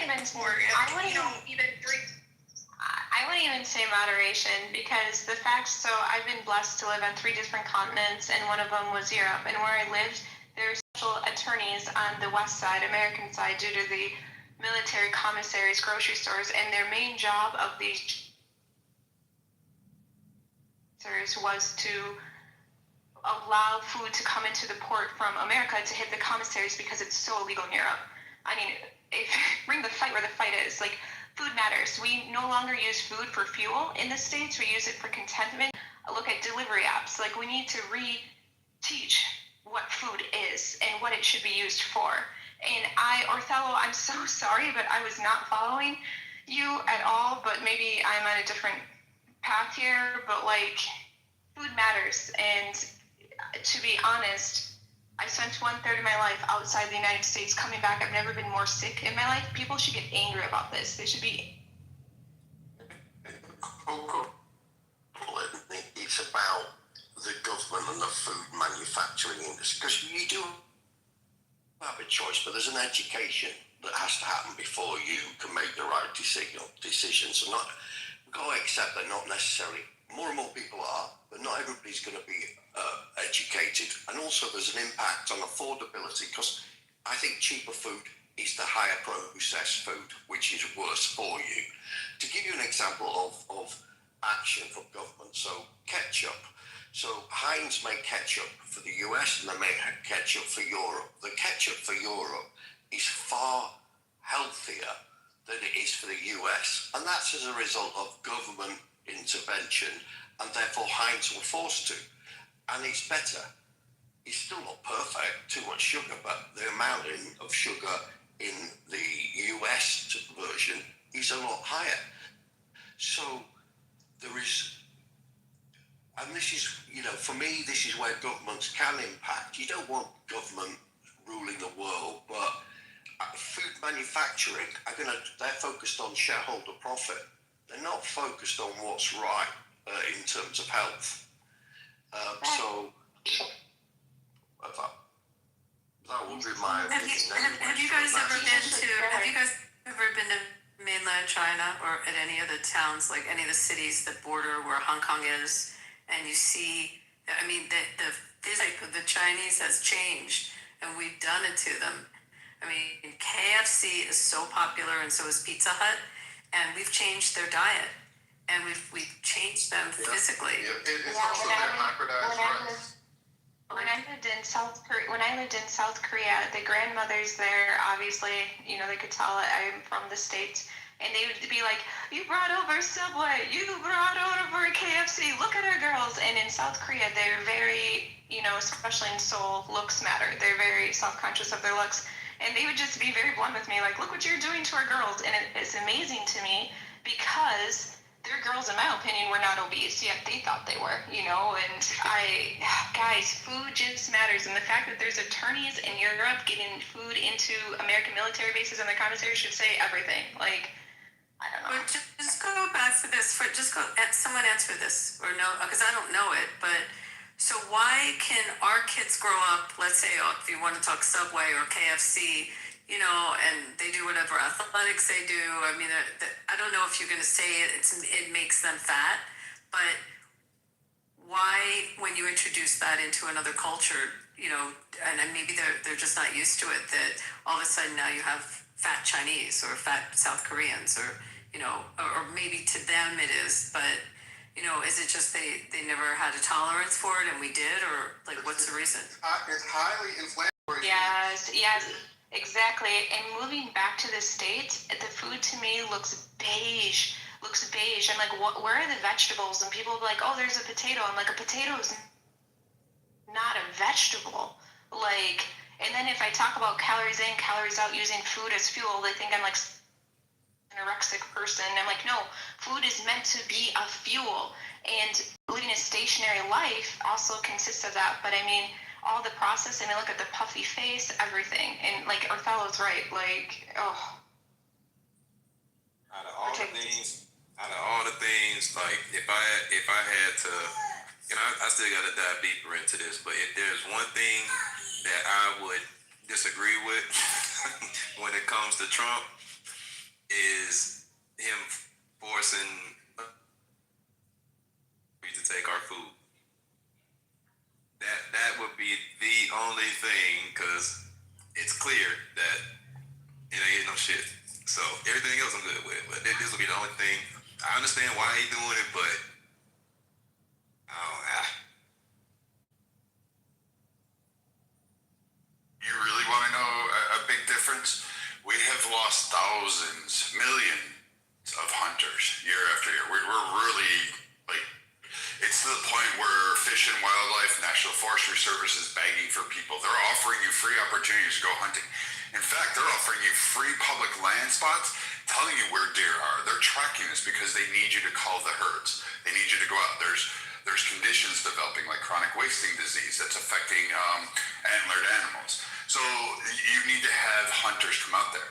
And at that time frame, when I grew up, we hunted. We ran trap lines and we hunted and we had fish.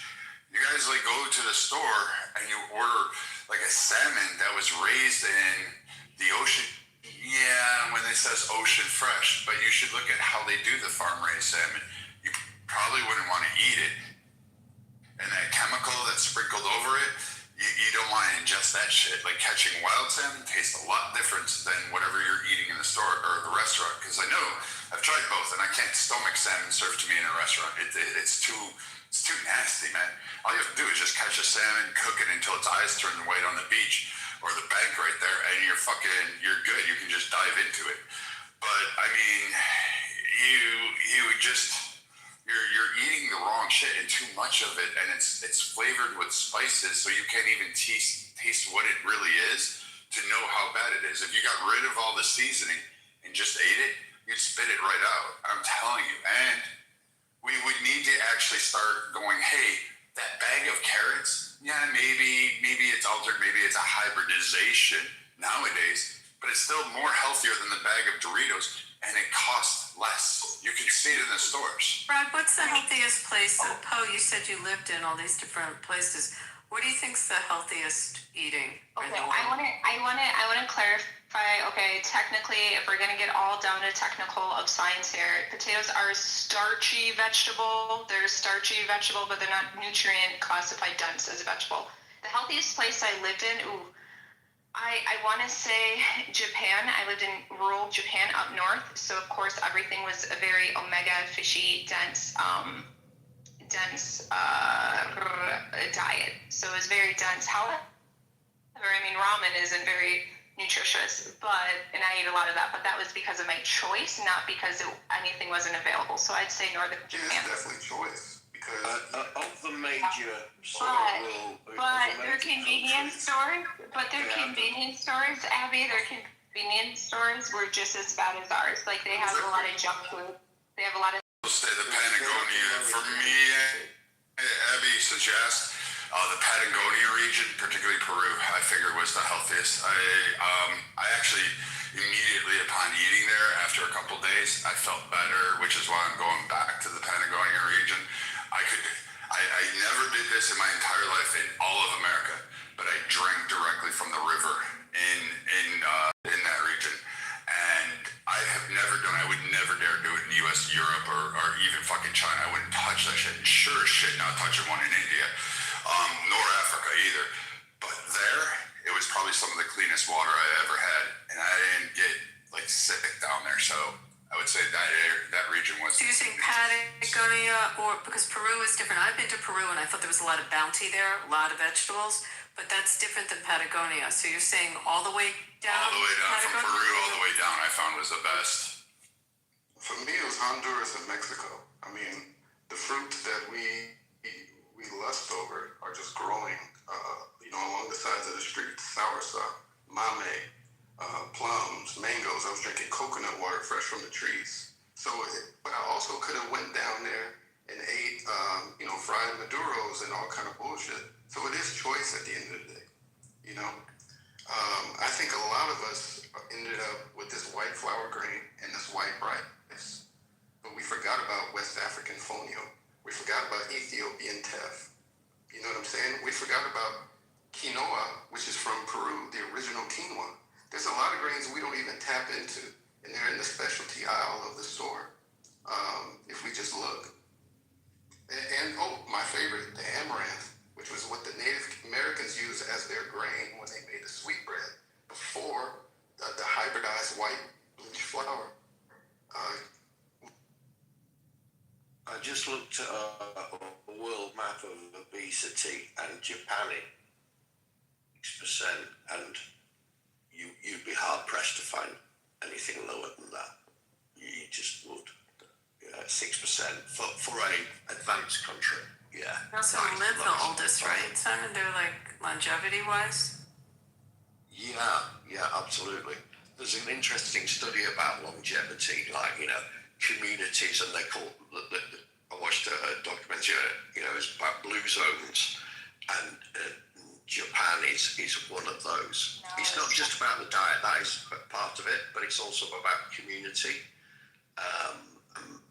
and having a sense of purpose, which is like a difficult thing to pin down. But yeah, Japan. Yeah. I'm going to say Okinawa. 6% obesity, and UK is 27%. You know, there's some. Like, that's one of the highest. Well, it's 42. I Hey, I just wanted to jump in because someone keeps saying enriched flour. Sorry to interrupt. Can I talk to the moderators here? May I talk to moderators here, please? You can wait till after I'm done. Because the room's topic is something else, and you guys aren't talking about nutrition. Okay, I understand that, but I would like to hear from the moderators what exactly we're talking about. And Pepe, if you don't mind, please kick this Aryan out of this room. Oh, so you want to kick people out of here? You want to? Yeah, goodbye, girl. I don't know. So Aryan, he's sitting in the audience. who cares? Why are you worried about it? You interrupt the conversation to go worry about your. No, I'm worried about the chat room, as obviously you guys are not reading it. And he's such an RGC member, and he doesn't understand. This is America. Those people can. They live No, there. he You lives guys in let Iran. He's literally. Good. Let them live in Iran. Yes, Who and gives a here, shit? so here's the beauty of it. Is I'm in America. So I I just want to go to people who talk about enriched flour. Like I don't know if you actually know what enriched flour really is or how white flour came. So first off, it wasn't white. Actually, we learned it from the Syrians, Iranians, the Middle Easterns. They used to do that. They're the ones that came up with the process for that. Romans further refined it, and it's just removing certain components of flour so that it actually turns through. Much how you remove tannins from acorns to make flour. If you don't know that, acorn flour is fucking amazing. It's really great. You just gotta let that stream wash those tannins out. But you gotta get rid of the germ and the bran out of the flour in order to get it white. And basically what that is that's where all your fiber and a lot of your nutrients were in there. But since people don't like that, what ended up happening is that we have to make, guess what? We have to put something back in there. So that's where those nutrients are actually added back in after the quote sifting process and removal of what was originally there. But you wouldn't know that because most people just think enriched flour has a whole bunch of chemicals on it, which yes, to a point, some of them do. But at the end, if you really want a true flour, it's not hard to make. You just have to suffer for the fact that it's not going to be white and it's going to have a very vastly different taste. And your bread's not going to be soft. It's not going to be like that. Oh, I can smear jam on it. It doesn't work that way. So, I mean, you got a choice. The reason why, and you're right, Brad, and the reason why I keep bringing up this specific flour is because it was a specific strain, right? So you have certain flours all over the world. Like in Egypt, you have, they call it einkorn, E-I-N-K-O-R-N. In other parts of the world, you have rye. These are all like more so, even though they've been cultivated by man up until a certain point where and then they got cultivated by factories and whatnot, they're a lot closer to their original source than this actual specific strain of white flour that's being sold in stores today. But it wasn't European, you understand that? Because we actually didn't know that recipe until we, guess what, landed on shores and said, oh, that's how you do it. And we learned it from Egyptians, Syrians, Iraqis, who taught it down into Africa, and we learned it from Africans. So you understand that white man's flour wasn't there. Now the process has been modernized, but we didn't learn those methodologies because the Crescent region was the one that developed it and taught you. Still had a specific strain, is what I'm saying. You had a certain strain, like a marijuana strain. You can trace it back to its original roots. You guys have a strain of wheat that you were doing so much to that it eventually it became like toxic, and to the point now where we have to have gluten-free and at the same time glutinous breads. Whereas like the Ethiopians, right? Their flour or their bread was made out of teff, which is naturally no gluten in it, 100% no gluten, full of iron. You get what I'm saying? Rye, same thing. Not a lot of gluten in the original rye. You know, maybe like 1 to 5%.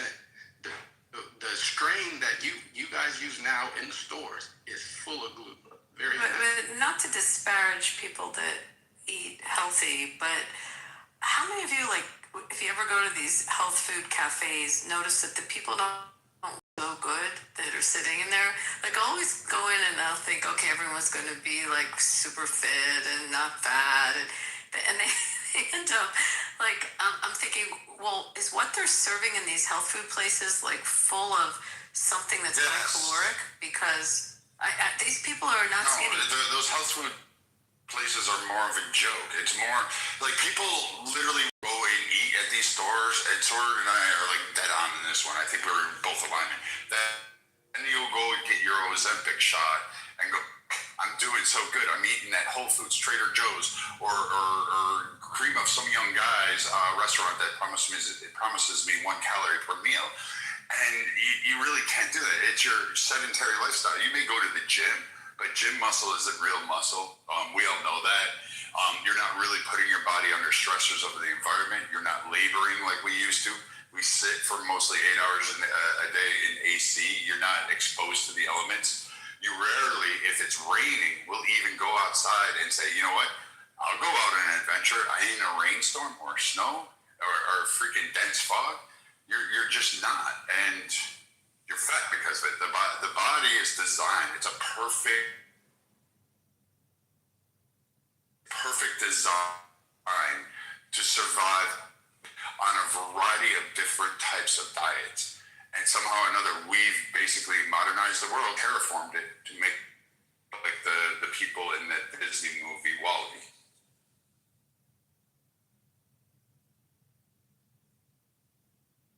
Yeah, and also we live in cities, don't we? Which, you know, what you're describing as a better way of living your life, it's not that simple, is it, when you live in a city?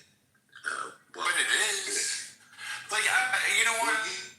Everybody step out of the wild. Yeah. Well, I did. I now live in Houston City, which I'm despising, but I'm only down here until I find which will probably be in the north end or out in hill country. But when I look on this and I say this, every single person on here is somehow magically a millionaire. You all drive Bugattis, you all have Flexes, you guys all have Rolexes. Your 401ks you don't even have to worry about retirement. You're gonna go buy your own fucking country based on half of the shit that I hear around here. Some of you are so wealthy and so knowledgeable, but yet you eat like shit. But you have the capabilities of saying, hey, you know what? I'm gonna go to a farmer's market.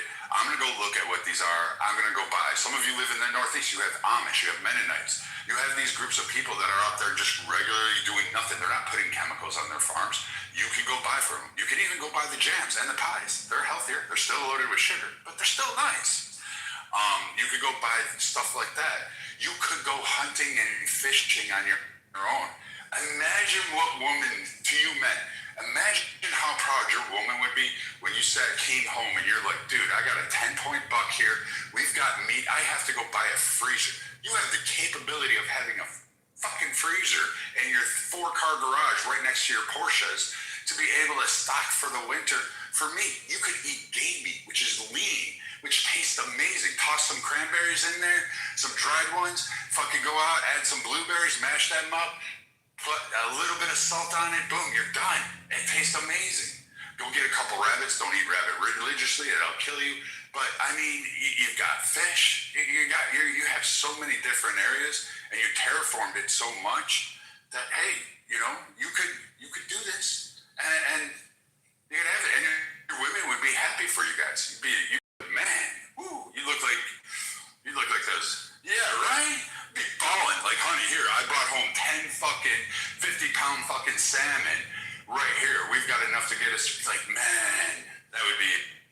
I could just imagine my wife's face if I walked in the door with the deer on my back and go, yeah, put that in the pot, baby. And you know, she'd look at me as I was like, I take your point, and I'm laughing at myself saying this, but well, I get this. Same reaction when I show with the Whole Foods sea bass. the house erupts in. And Brad, your body will perform better as well. So she gonna be happy about that too. Oh yeah, chicken You guys, called Muropoma. yeah, you guys won't be shitting on the toilet for a half hour. I love it when I go meet some of you guys off a clubhouse and I actually get to see you. Like, I do enjoy meeting you guys, so I'm not knocking it. But I love when the fact is like we'll hang out for like a week or a weekend and I have to sit there and wait for you to take your 30 to 45 minute shit and you're like grunting in there like you're giving birth to a fucking child. Like I've heard, like my wife didn't make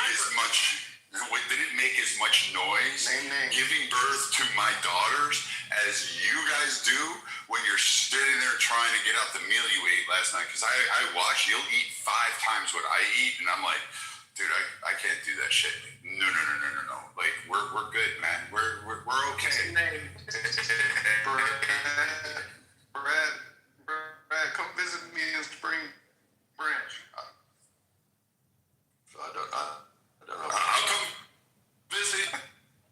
Yeah, come to Spring Branch. I'll take you to a movable feast. I don't eat that much, man.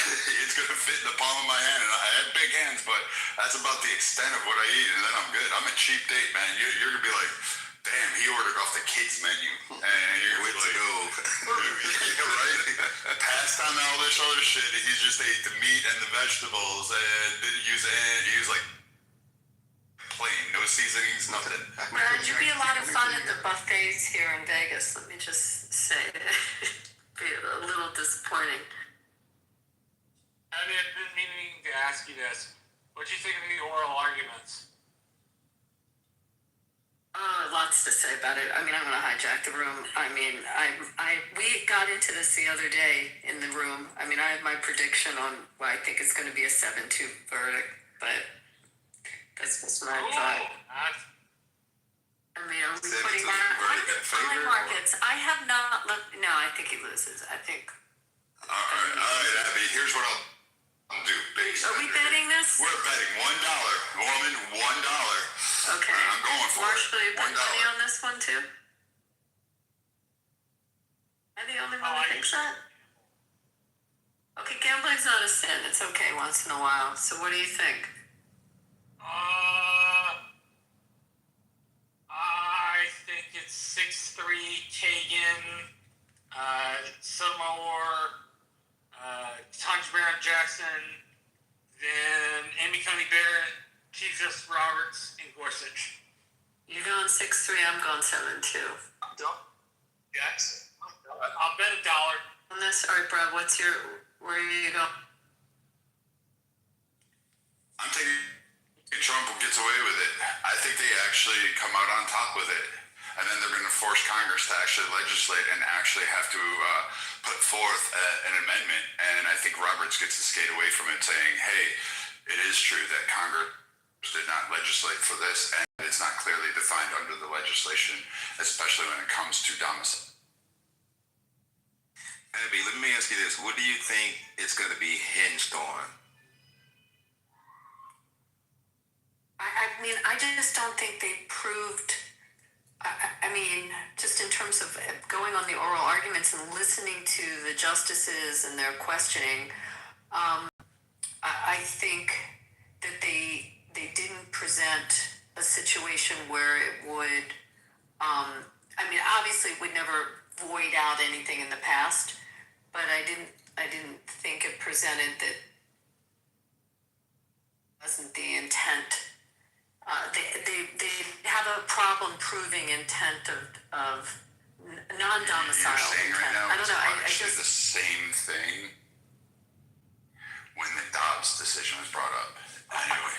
I could be wrong. Hey guys, I could be wrong. I'm wrong on the Final Four. Ask Eva how about somebody. I have UConn. I still have Okay. UConn. But I'm telling you, like at that time, people were like, "Oh my God, they didn't do such a great job," and Trump still came out with it and was able to revert it to the state. So I'm just saying, I'm going to take the wager. I think it's a coin flip either way, and I don't think you're wrong in your assessment because we never know what this. I think Gorsuch.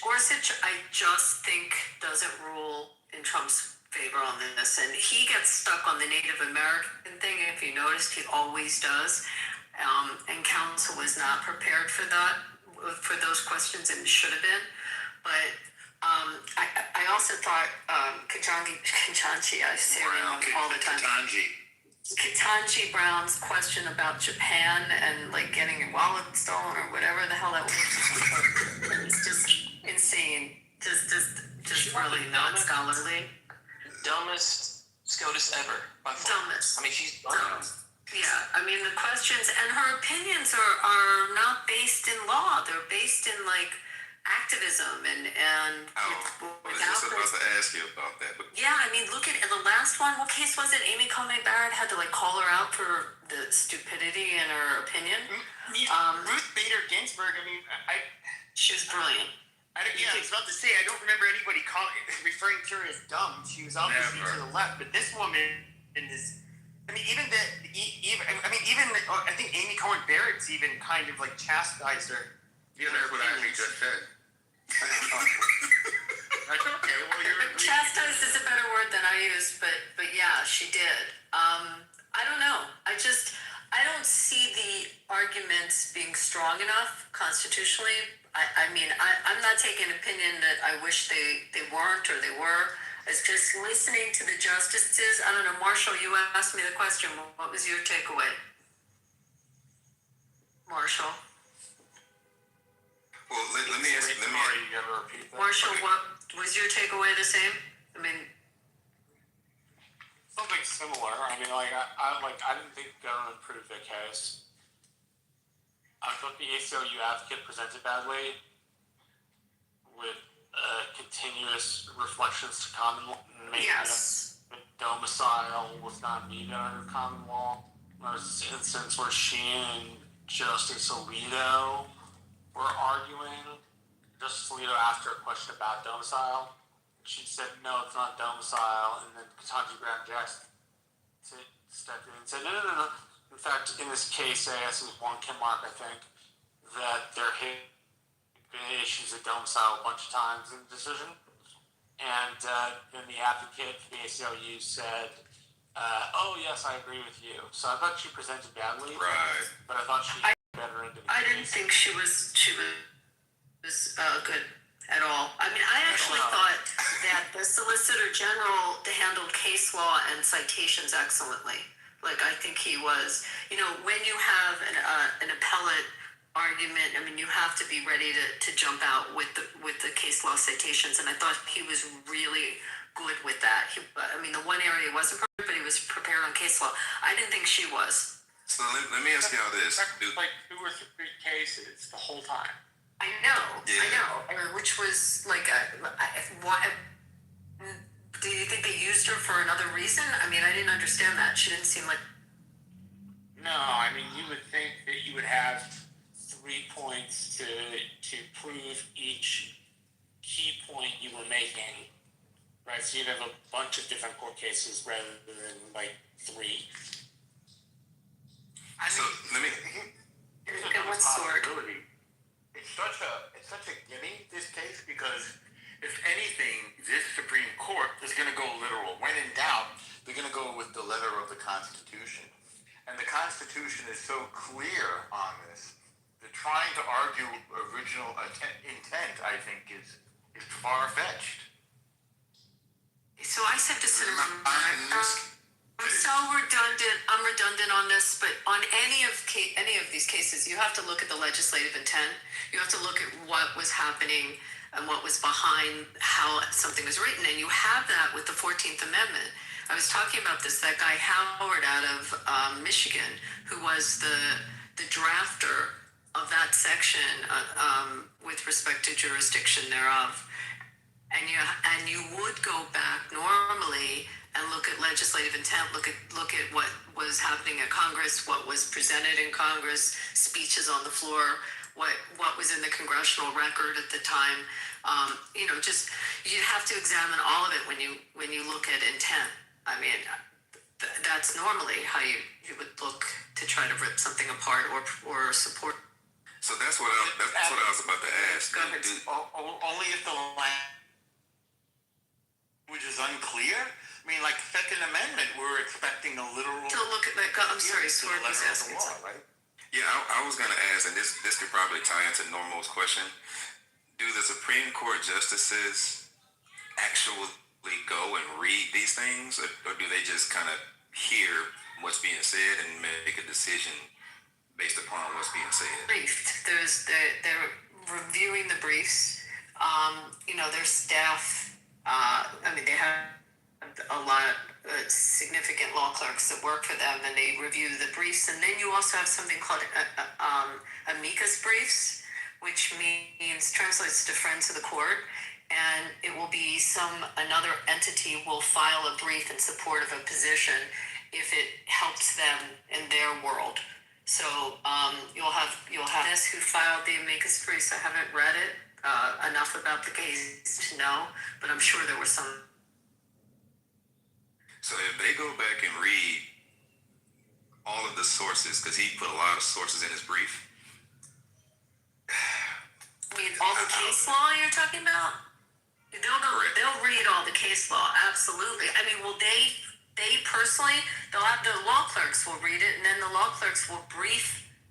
We brief cases, so they'll brief the cases, do like a summarization of the cases that were used to support the position, and then they'll give that to the justice to review. But yeah, the justices are reading all the time. That's why you won't get a decision till June? Yeah. So what's interesting, in the cases and some of the books that Bauer had put forth, I had read some of those books before, and I was like, oh, okay, it's slam dunk. Because in some of these cases, in some of these books written by these legal professionals, 1700s, they're literally saying the kid gets their domicile status from the parent. They're literally saying it as clean as that. So I wonder, if they have this information, no complexity, it just says what it says. The only way I can see them ruling against it is some type of malicious, I can't see them ruling against it if they have it literally right in their face saying what it says. So what are your, you have what I have, so what other contributing factors kind of go into these things other than just the documentation? Well, stare decisis, for one thing. Say it again, no more. Yeah, I know, is for one thing, which is fancy Latin for precedent. I didn't see Dobbs coming. I said, there's no way they may not like the decision of Roe, but they're not, but stare decisis is precedent. The country has been operating with one interpretation of the Constitution for this many years, whatever it was, 50.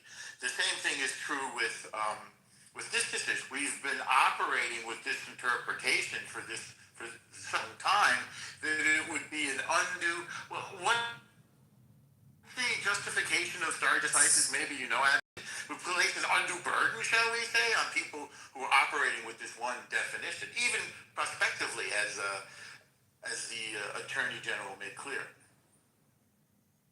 meaning looking into the future. Someone can Google this. I don't know the amount of cases. 100 years, right? Yeah, but there's how many cases have actually been completely overturned by the Supreme Court? Obviously, the most famous one was Dred Scott. As soon as after Dred Scott, you can count it on one hand, right? The Korematsu, Ferguson, Yeah, but essentially, it's not common that we. So this would be a big one. This court's been doing. So we did. The Chevron one is. I think you and I drift apart. I think Roberts is actually excited for cases like this in order to put more. I think his overall goal is to reform and draw back the Supreme Court to be what it was originally founded for, not to be the the third legislative, I guess, well, it is, but not the legislation is basically what he's trying to do. And I think a lot of the justices agree with it on most of the conservative side. They're like, Congress needs to do this, not the Supreme Court. You can't just say, hey, here's a law, this broad, wide opening interpretation and allow whatever to happen. No, you need to be very specific. You need to follow the parameters of the Constitution and be able to, in effect, make those kind of changes. So what type of... Thanks, Norm. I think, I don't know what you sent me, but it's a coin thing. Well, so Normal, you may be able to answer this. What does it take to... Don't spend it all. Sorry, it's silly joke. Go ahead, Sword. What is it? I think, what does it take to overturn precedent that has already been set? Because I think, like, I'm going to pull up a screenshot here to showcase why I'm asking this question, because theoretically, this should get overturned, but, you know, like, is it possible to rule against Trump just because precedent was set and not observe if the president that set was actually incorrect? I'm sorry, I took a phone call. What did you ask for? What's the justification for overruling precedent? Yeah. And is it possible to... Well, go ahead. It's a really good question, and the examples that we gave are really good examples to think about. So, in the situation of Plessy versus Ferguson being overturned by Brown versus Board of Education is an example of the shift and the change of the country and the direction of the country, and to overrule segregation and the country and the policies of the country that were changing, the mores of the country that were changing. So, I mean, it can happen. The same thing with the internment of the Japanese and the Korematsu case. I mean, when it becomes either the policy is so shocking to how the nation now has its going forward and its directions. Gay marriage is an example of that. So it would be more of I'm going to say the cultural trends, and I'm probably not saying this in the right legal ease to say it properly, but that's kind of when that happens, when there's a shift in the nation. Does that make sense? Gotcha. Yep. Now, and my second... Okay, I'm just going to add, similar to Ad, I think they're constantly trying to make the right decision for the good of the nation, which is like variation on what Abby said, and also for the good of the institution, which is, I think, obviously Justice Roberts' big mission, especially, again, you can argue with me if you wish, to defend it against Trump, who, unlike other presidents, has felt quite free to criticize the justices whenever he feels like it. Others have done it a little bit, but whatever other people do, Trump does it even more. So I don't know if you heard this when he started talking about the justices. Like, even when you appoint them, sometimes they feel like they can go against you. Go figure. Tongue in cheek. Yeah, he does it in a comical way, which I give him credit for. And he said, oh yeah, the Democrats, they're always, his equivalent of on code. They always vote together. But the Republicans, they'll sometimes go against you, even if you appointed them. It was pretty funny, I have to say. He's always funny. Even in his, his unitary executive approach to the office. Meaning the consolidation of presidential power.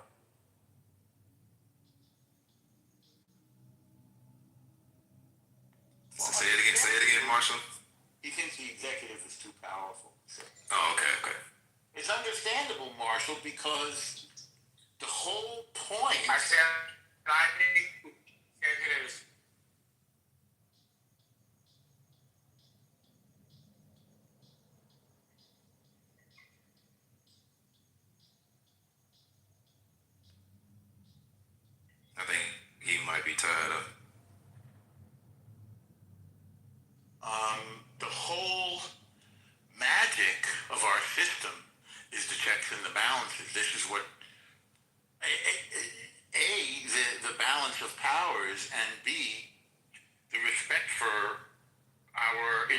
constitutions and documents. Like, Russia, for example, has a constitution, but they ignore it. So it's great that they have a nice constitution, but it doesn't do them much good. So this is, I think, the strength of our democracy is our respect for our documents and our institutions, including separation of powers. So, I think it's terrific that sometimes the Supreme Court will do what they feel is right rather than what they think that the person who appointed them would want them to do, Gotcha. And from a Supreme Court justice perspective, is it possible for them to rule against Trump just on the premise that precedent has already been set? Is that a possibility? This is a justification. Yes, they can say that. They can say the court has decided something. This is our answer, and not overturn precedent. But on the other hand, they could also just not take the case, right? In the first place, they could have chosen that because of stare decisis. Like, let's not waste our time. This is already written. So they must have decided it was worth hearing. Maybe to put a check, maybe to give Trump a little message. We're going to see. I'm predicting, but I think Viking said you can't predict what Trump is going to say or do. I'm sorry, you can't predict what the Supreme Court is going to say or do, or Trump. The one thing that I wish you would have brought up when it comes to defending the fact that the Americans decided to adopt a different version of common law was in the British common law. Once you became a citizen, you couldn't expatriate. Versus here in America, the day before the 14th Amendment, they passed the Expatriation Act. If he would have brought that up, I think that would have drove home his point even further to demonstrate that, as the system was getting set up over here, they didn't fully adopt the full concept of British law. Is that they kind of took what they had because the colonies were all set up under common law. But then once they broke away, they had their own rendition where they accepted some practices of Roman civil law. I think if you would have drove that point home to get the opposing party off of the canned response of, well, it's British common law, I think it would have drove it home a little bit further. That's interesting. It's an interesting perspective. Now, one more question I have, because when the Miss Wong, the lady who was opposing Trump's point of perspective, it seemed like the Supreme Court justices were leading her with their talking points. So, like, what is is there a format for how these things should go? Because the questions that Bauer was being drilled with versus the conversation or the leading conversation that Wang experienced was like two different sessions. You never know how that's going to go. And that's also the positions. The judge isn't supposed to make your case for you, but in an appellate, you can have the justices really pull you in a direction if you're struggling, and they kind of have a position. They're not supposed to be kind of preconceived, a gift or a gimme. Like they'll help along. You see it in court also. Generally, a judge is not supposed to be doing the questioning, but sometimes you'll see a judge interfering and directing the witness in a better direction than their own lawyer is doing. Is there a formula for it? They're supposed to come in very unbiased, but you could see. I felt that was going on for sure. I see that with the liberal justices. I definitely saw that. but I don't know. Is this the first time you listened to an oral argument? No, I've listened. I've listened to.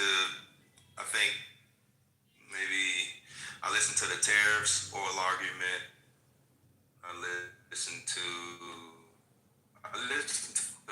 quite a few, but I just started it. So this is like year 2, going into year 2 of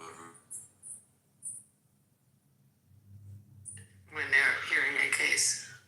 Yeah, I was actually planning on going to this one, but when I heard about the crowds and stuff, and there was only like 50 seats or 50 tickets or something like that, I was like, yeah, I ain't wasting my time. Oh, obviously you have to go to one, not like major, news issue. But if you're just hearing the oral arguments on a case, it's just interesting to watch it.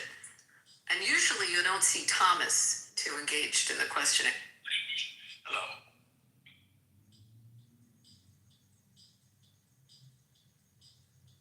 All right, so I just PTR'd one of the books that Bauer put in his brief, and this is one of those.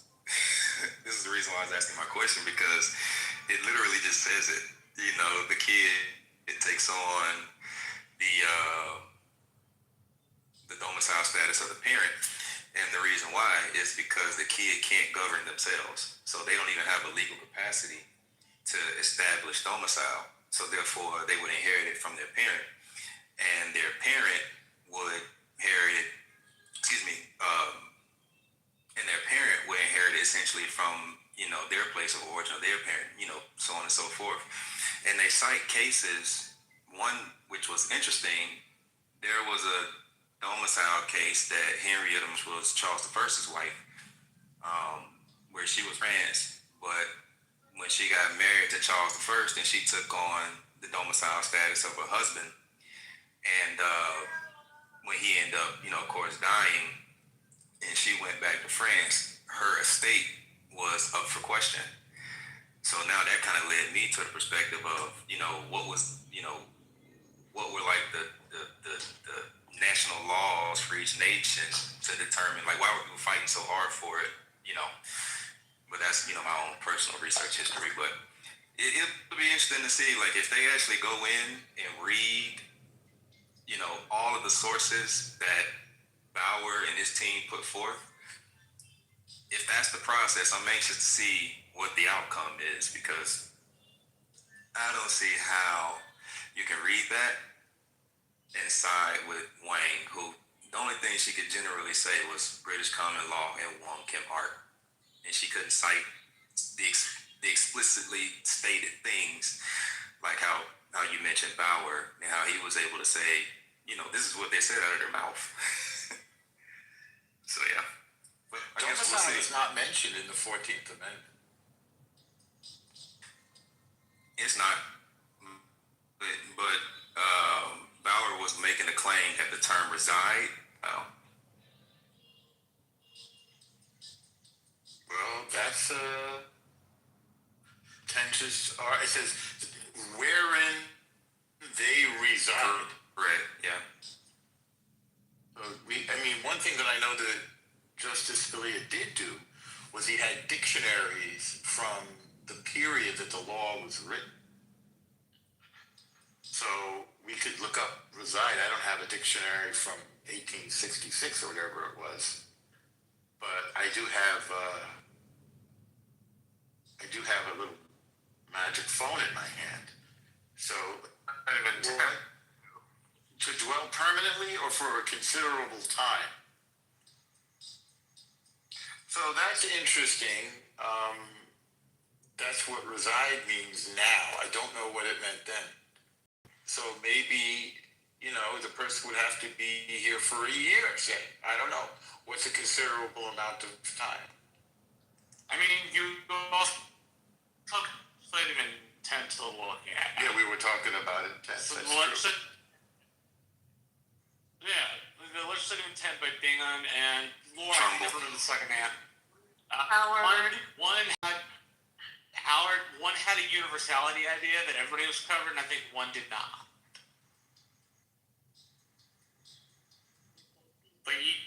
two different ideas if I recall correctly, but one of the pieces of legislative intent was that it should be applied universally. Well, see, another thing that kind of brings chicken bone into the argument was another book that they cited was Supreme Court Justice Henry Brannon, where he wrote a book on the 14th Amendment of 1901. And one of the things that he highlighted was that to be a federal citizen, you would have had to have been a state citizen first. So there's no way that an illegal alien, I mean, it's literally an illegal alien. They have no citizenship status here. And that was a case that he was driving in his book.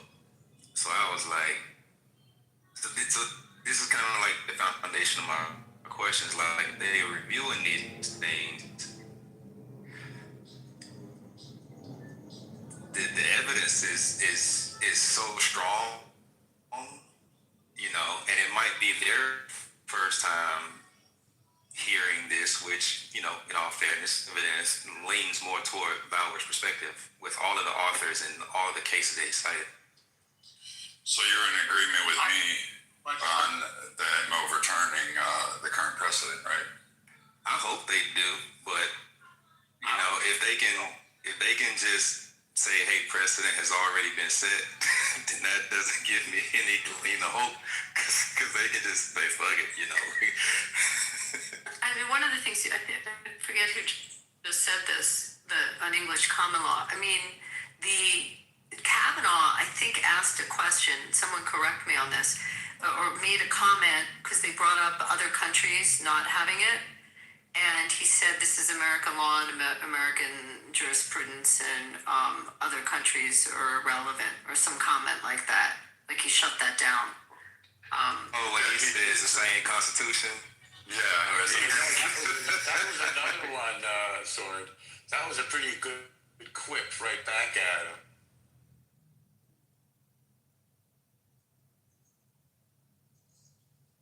Different times, same Constitution. It was like a stone cold look too. Oh, I wasn't watching, I was only listening. But I noticed that you can't shoot.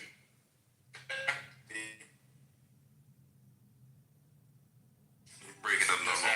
You know? I was saying you can't shoot back a wisecrack at the Supreme Court. You have to remain respectful.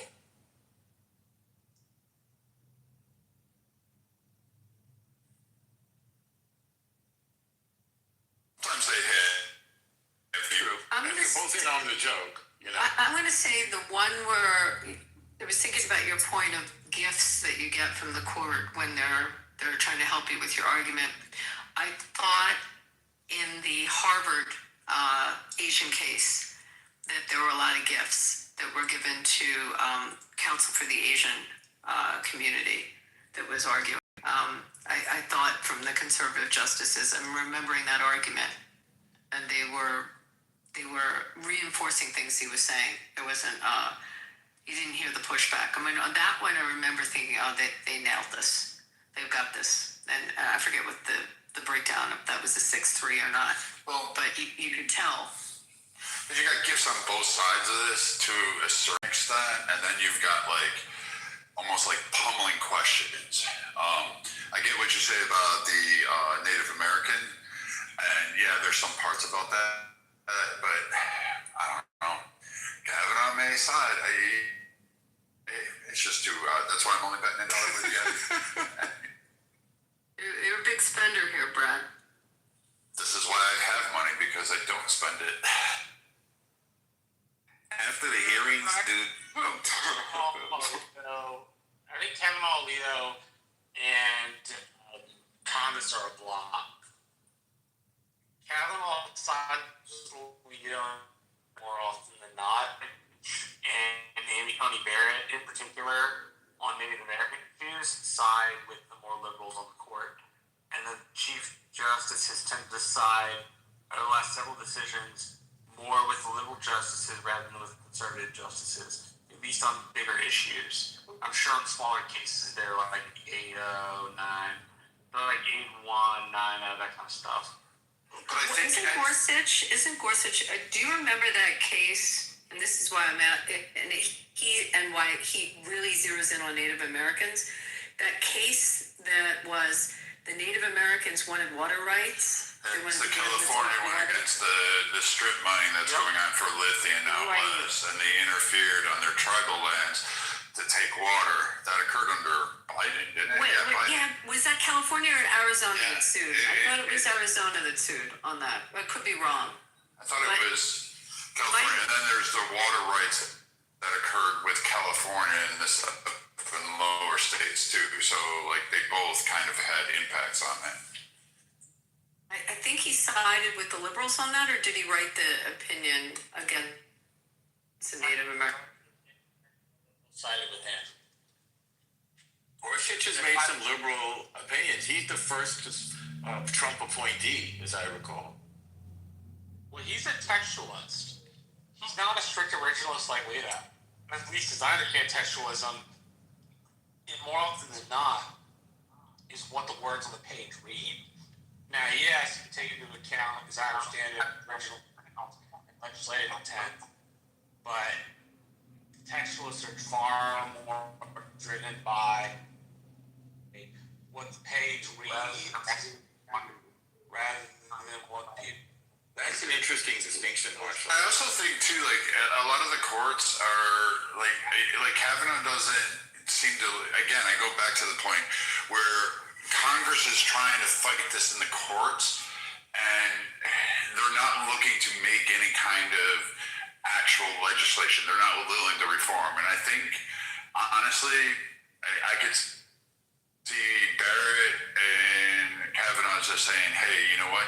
No, this does need to be redefined in the courts. They need to pass this legislation, and they need to have an immigration bill or an amendment to propose where they get 2/3 states." I don't know if that'll work, but I mean, they did it with Dobbs. They did it with Chevron deference, right? They kicked it right back to Congress, and they said, "Hey, you didn't freaking define it. That's your problem, not the court's problem." That happened? Yeah. I tend to think that despite all the domicility arguments, under the jurisdiction thereof is clearly, I think it's fairly clear, at least, if somebody who's both reads things and is curious about their original meaning when the legislation and the amendments were written, but also somebody who's reads the page and goes, well, the page says this, not that. And then it said that, if it meant illegal immigrants were not supposed to be able to have a kid here and become a citizen, well, the founders probably would have said that. And at least if we look at the legislative intent of that part of the 14th Amendment, there was one of the framers, at the very least, if not both, who believed in universality of citizenship.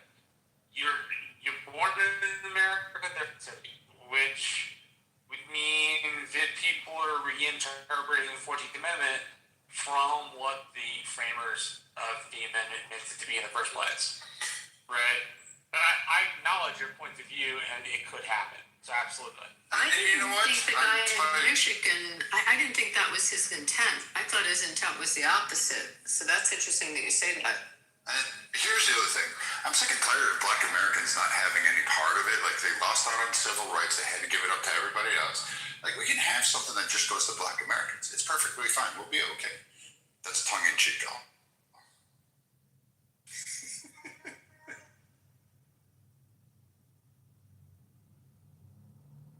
So I guess from this point forward,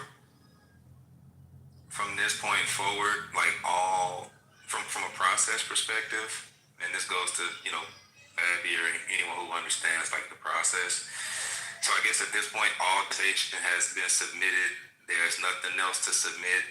It's kind of just a review process from here on out. Is that It's a review and a discussion right now that everything has been submitted. You heard the final part of the oral arguments, and so that's it. There's nothing more. We just wait till June or July to see when this decision comes to a head. This is what I think right here. I feel like the U.S. is going to take over Iran, man. That's how I feel, man. We appreciate you telling us how you feel, sister. Thank you. What were you saying, Abby? So I mean, it's. Wait, that was a girl? Holy shit.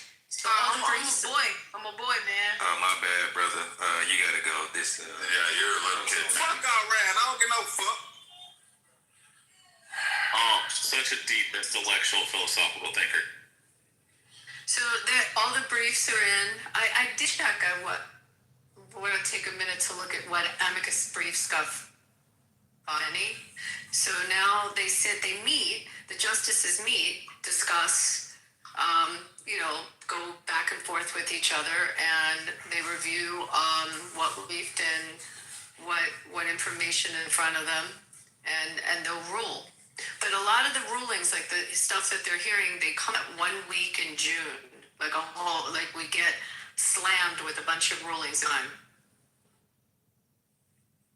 Who do you think's going to do the majority or the minority? The minority, I think, will be probably. I think they lose. So I think the minority might be Alito on that. And the majority, interesting. It could even be. It could be maybe a liberal with a concurring, or with Barrett concurring. I don't know, something like that. Unless they have Barrett write it. Now you're going to make me bet on who's writing it. That's going into a prop bet on the Super Bowl. Okay, we can do another dollar. It's fine. $2. It's a little rich, but I mean, I want to do it. Yeah. I know, right? But we can't do pennies anymore. They don't make them anymore. It's for the majority, and Trump wins, and I think the minority will be Jackson. I think Roberts is a wimp. I don't think he does. I don't think he, unless he writes the majority for them losing. But I don't know. It's possible he writes majority, but I don't think it's with. Did you see in June they're going to be putting X? Yeah, I heard that. The left are going to lose their mind. That stupid shit doesn't concern me. It's constant control. How did you just say 100? You said it like. What's that? The way you just said 100. I don't know. I guess we say the same thing in Kentucky since. You said 100. Yeah, 100. Philly's not the only one that uses certain words, Abby, I guess.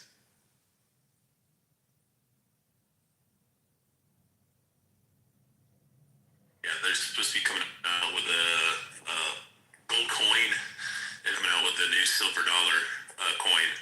It's supposed to have Trump's face on. That's supposed to be by the end of the year. But all U.S. currency is going to have his signature on it. It's going to be so excited to watch all the TikToks of the liberals crying, screaming, and Trump deranged syndrome is about to be crazy. Oh, bro, they're going to be like, do not use this money. It has this Nazi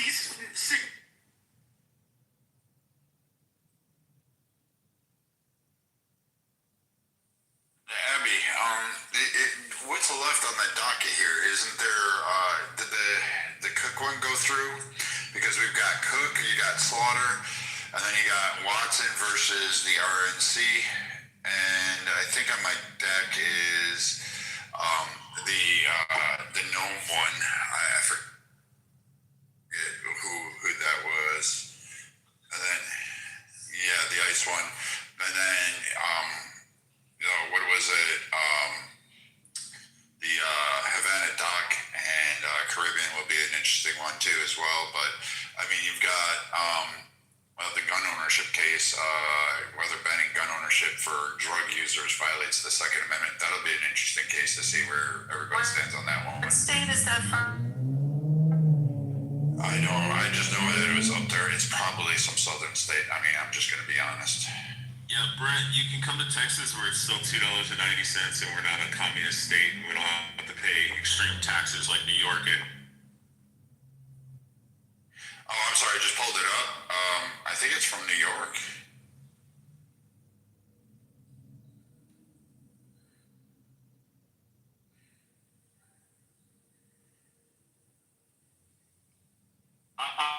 glad that Mamdani is mayor because he's going to make everything cheaper by scaring everybody off. You know what taxes have raised? He just raised taxes again. Scare everybody away. I want to live in New York. It's fun.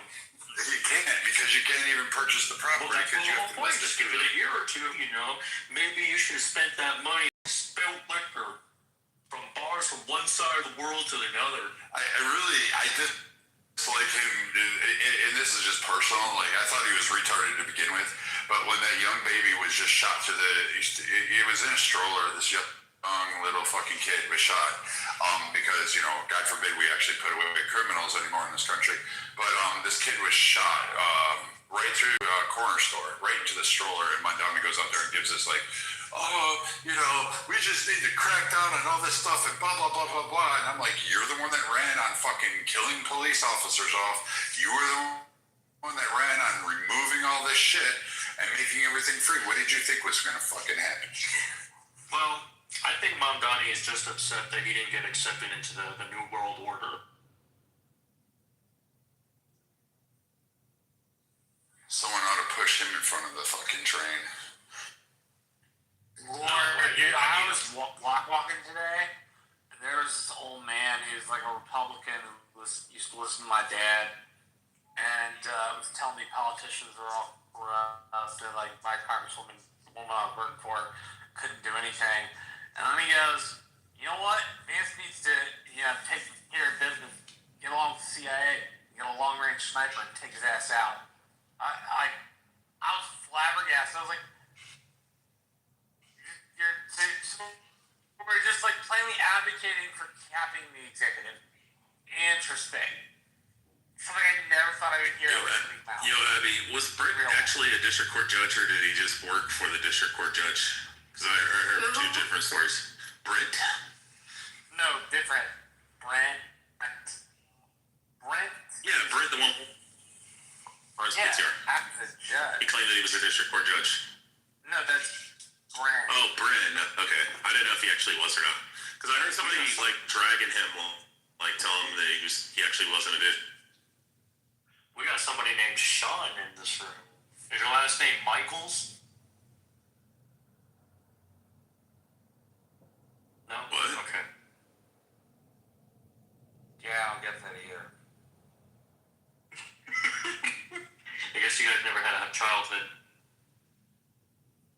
Oh, are you talking about that wrestler guy? Yeah, we weren't allowed to watch a lot of that. Yeah, I stopped watching it when I was like 8 years old, and I found out it was all state. It was a lot of fun, though. A lot of childhood memories. Oh, yeah. I remember Hulk Hogan and Andre the Giant and Roddy Piper and them, but, I mean, we were briefly allowed to watch it, and then people looked at us and said, way too much violence. You can't watch it. Mamdani, that's way too much violence. What did you think about Mamdani and more insulted by the MAGA protesters than the would-be Obama terrorists? Yeah, we can't hear you, Monica. You're in the Matrix. Oh, Pepe, can you... We couldn't hear you. I did think it was funny. Pepe can translate voice actors. Oh my God, it's Monica. We heard you fine, man. Party's over, guys.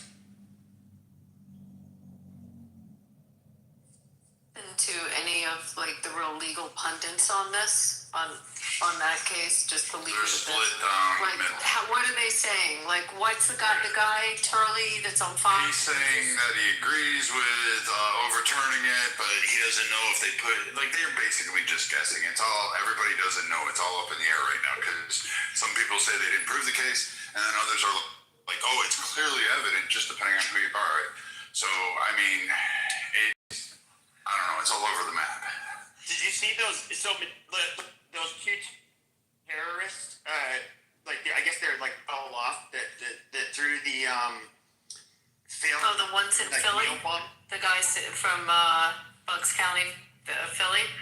That did it in New York in front of Donnie. Yeah, the Turkish guys. Yeah. So I remember he gets this tweet. It's unfortunate, and we need to come together as a community. Then there's some I don't know, some some schizo that wanted to kill or assassinate this pro-Palestinian woman, and his tweet about that person who wanted to do that was totally different. He used a whole bunch of loaded language.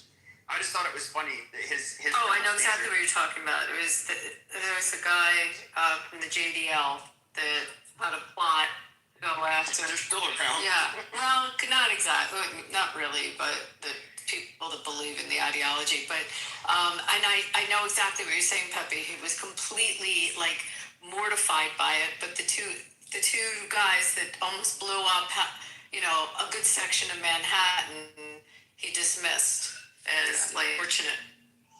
Yeah, it was bullshit.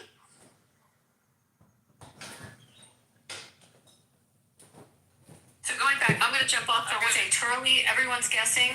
And what are they saying on? I don't watch CNN, so anyone watch that? I follow the just quick snippets of it, so I didn't watch them full extent, but they're all over the map too. They're arguing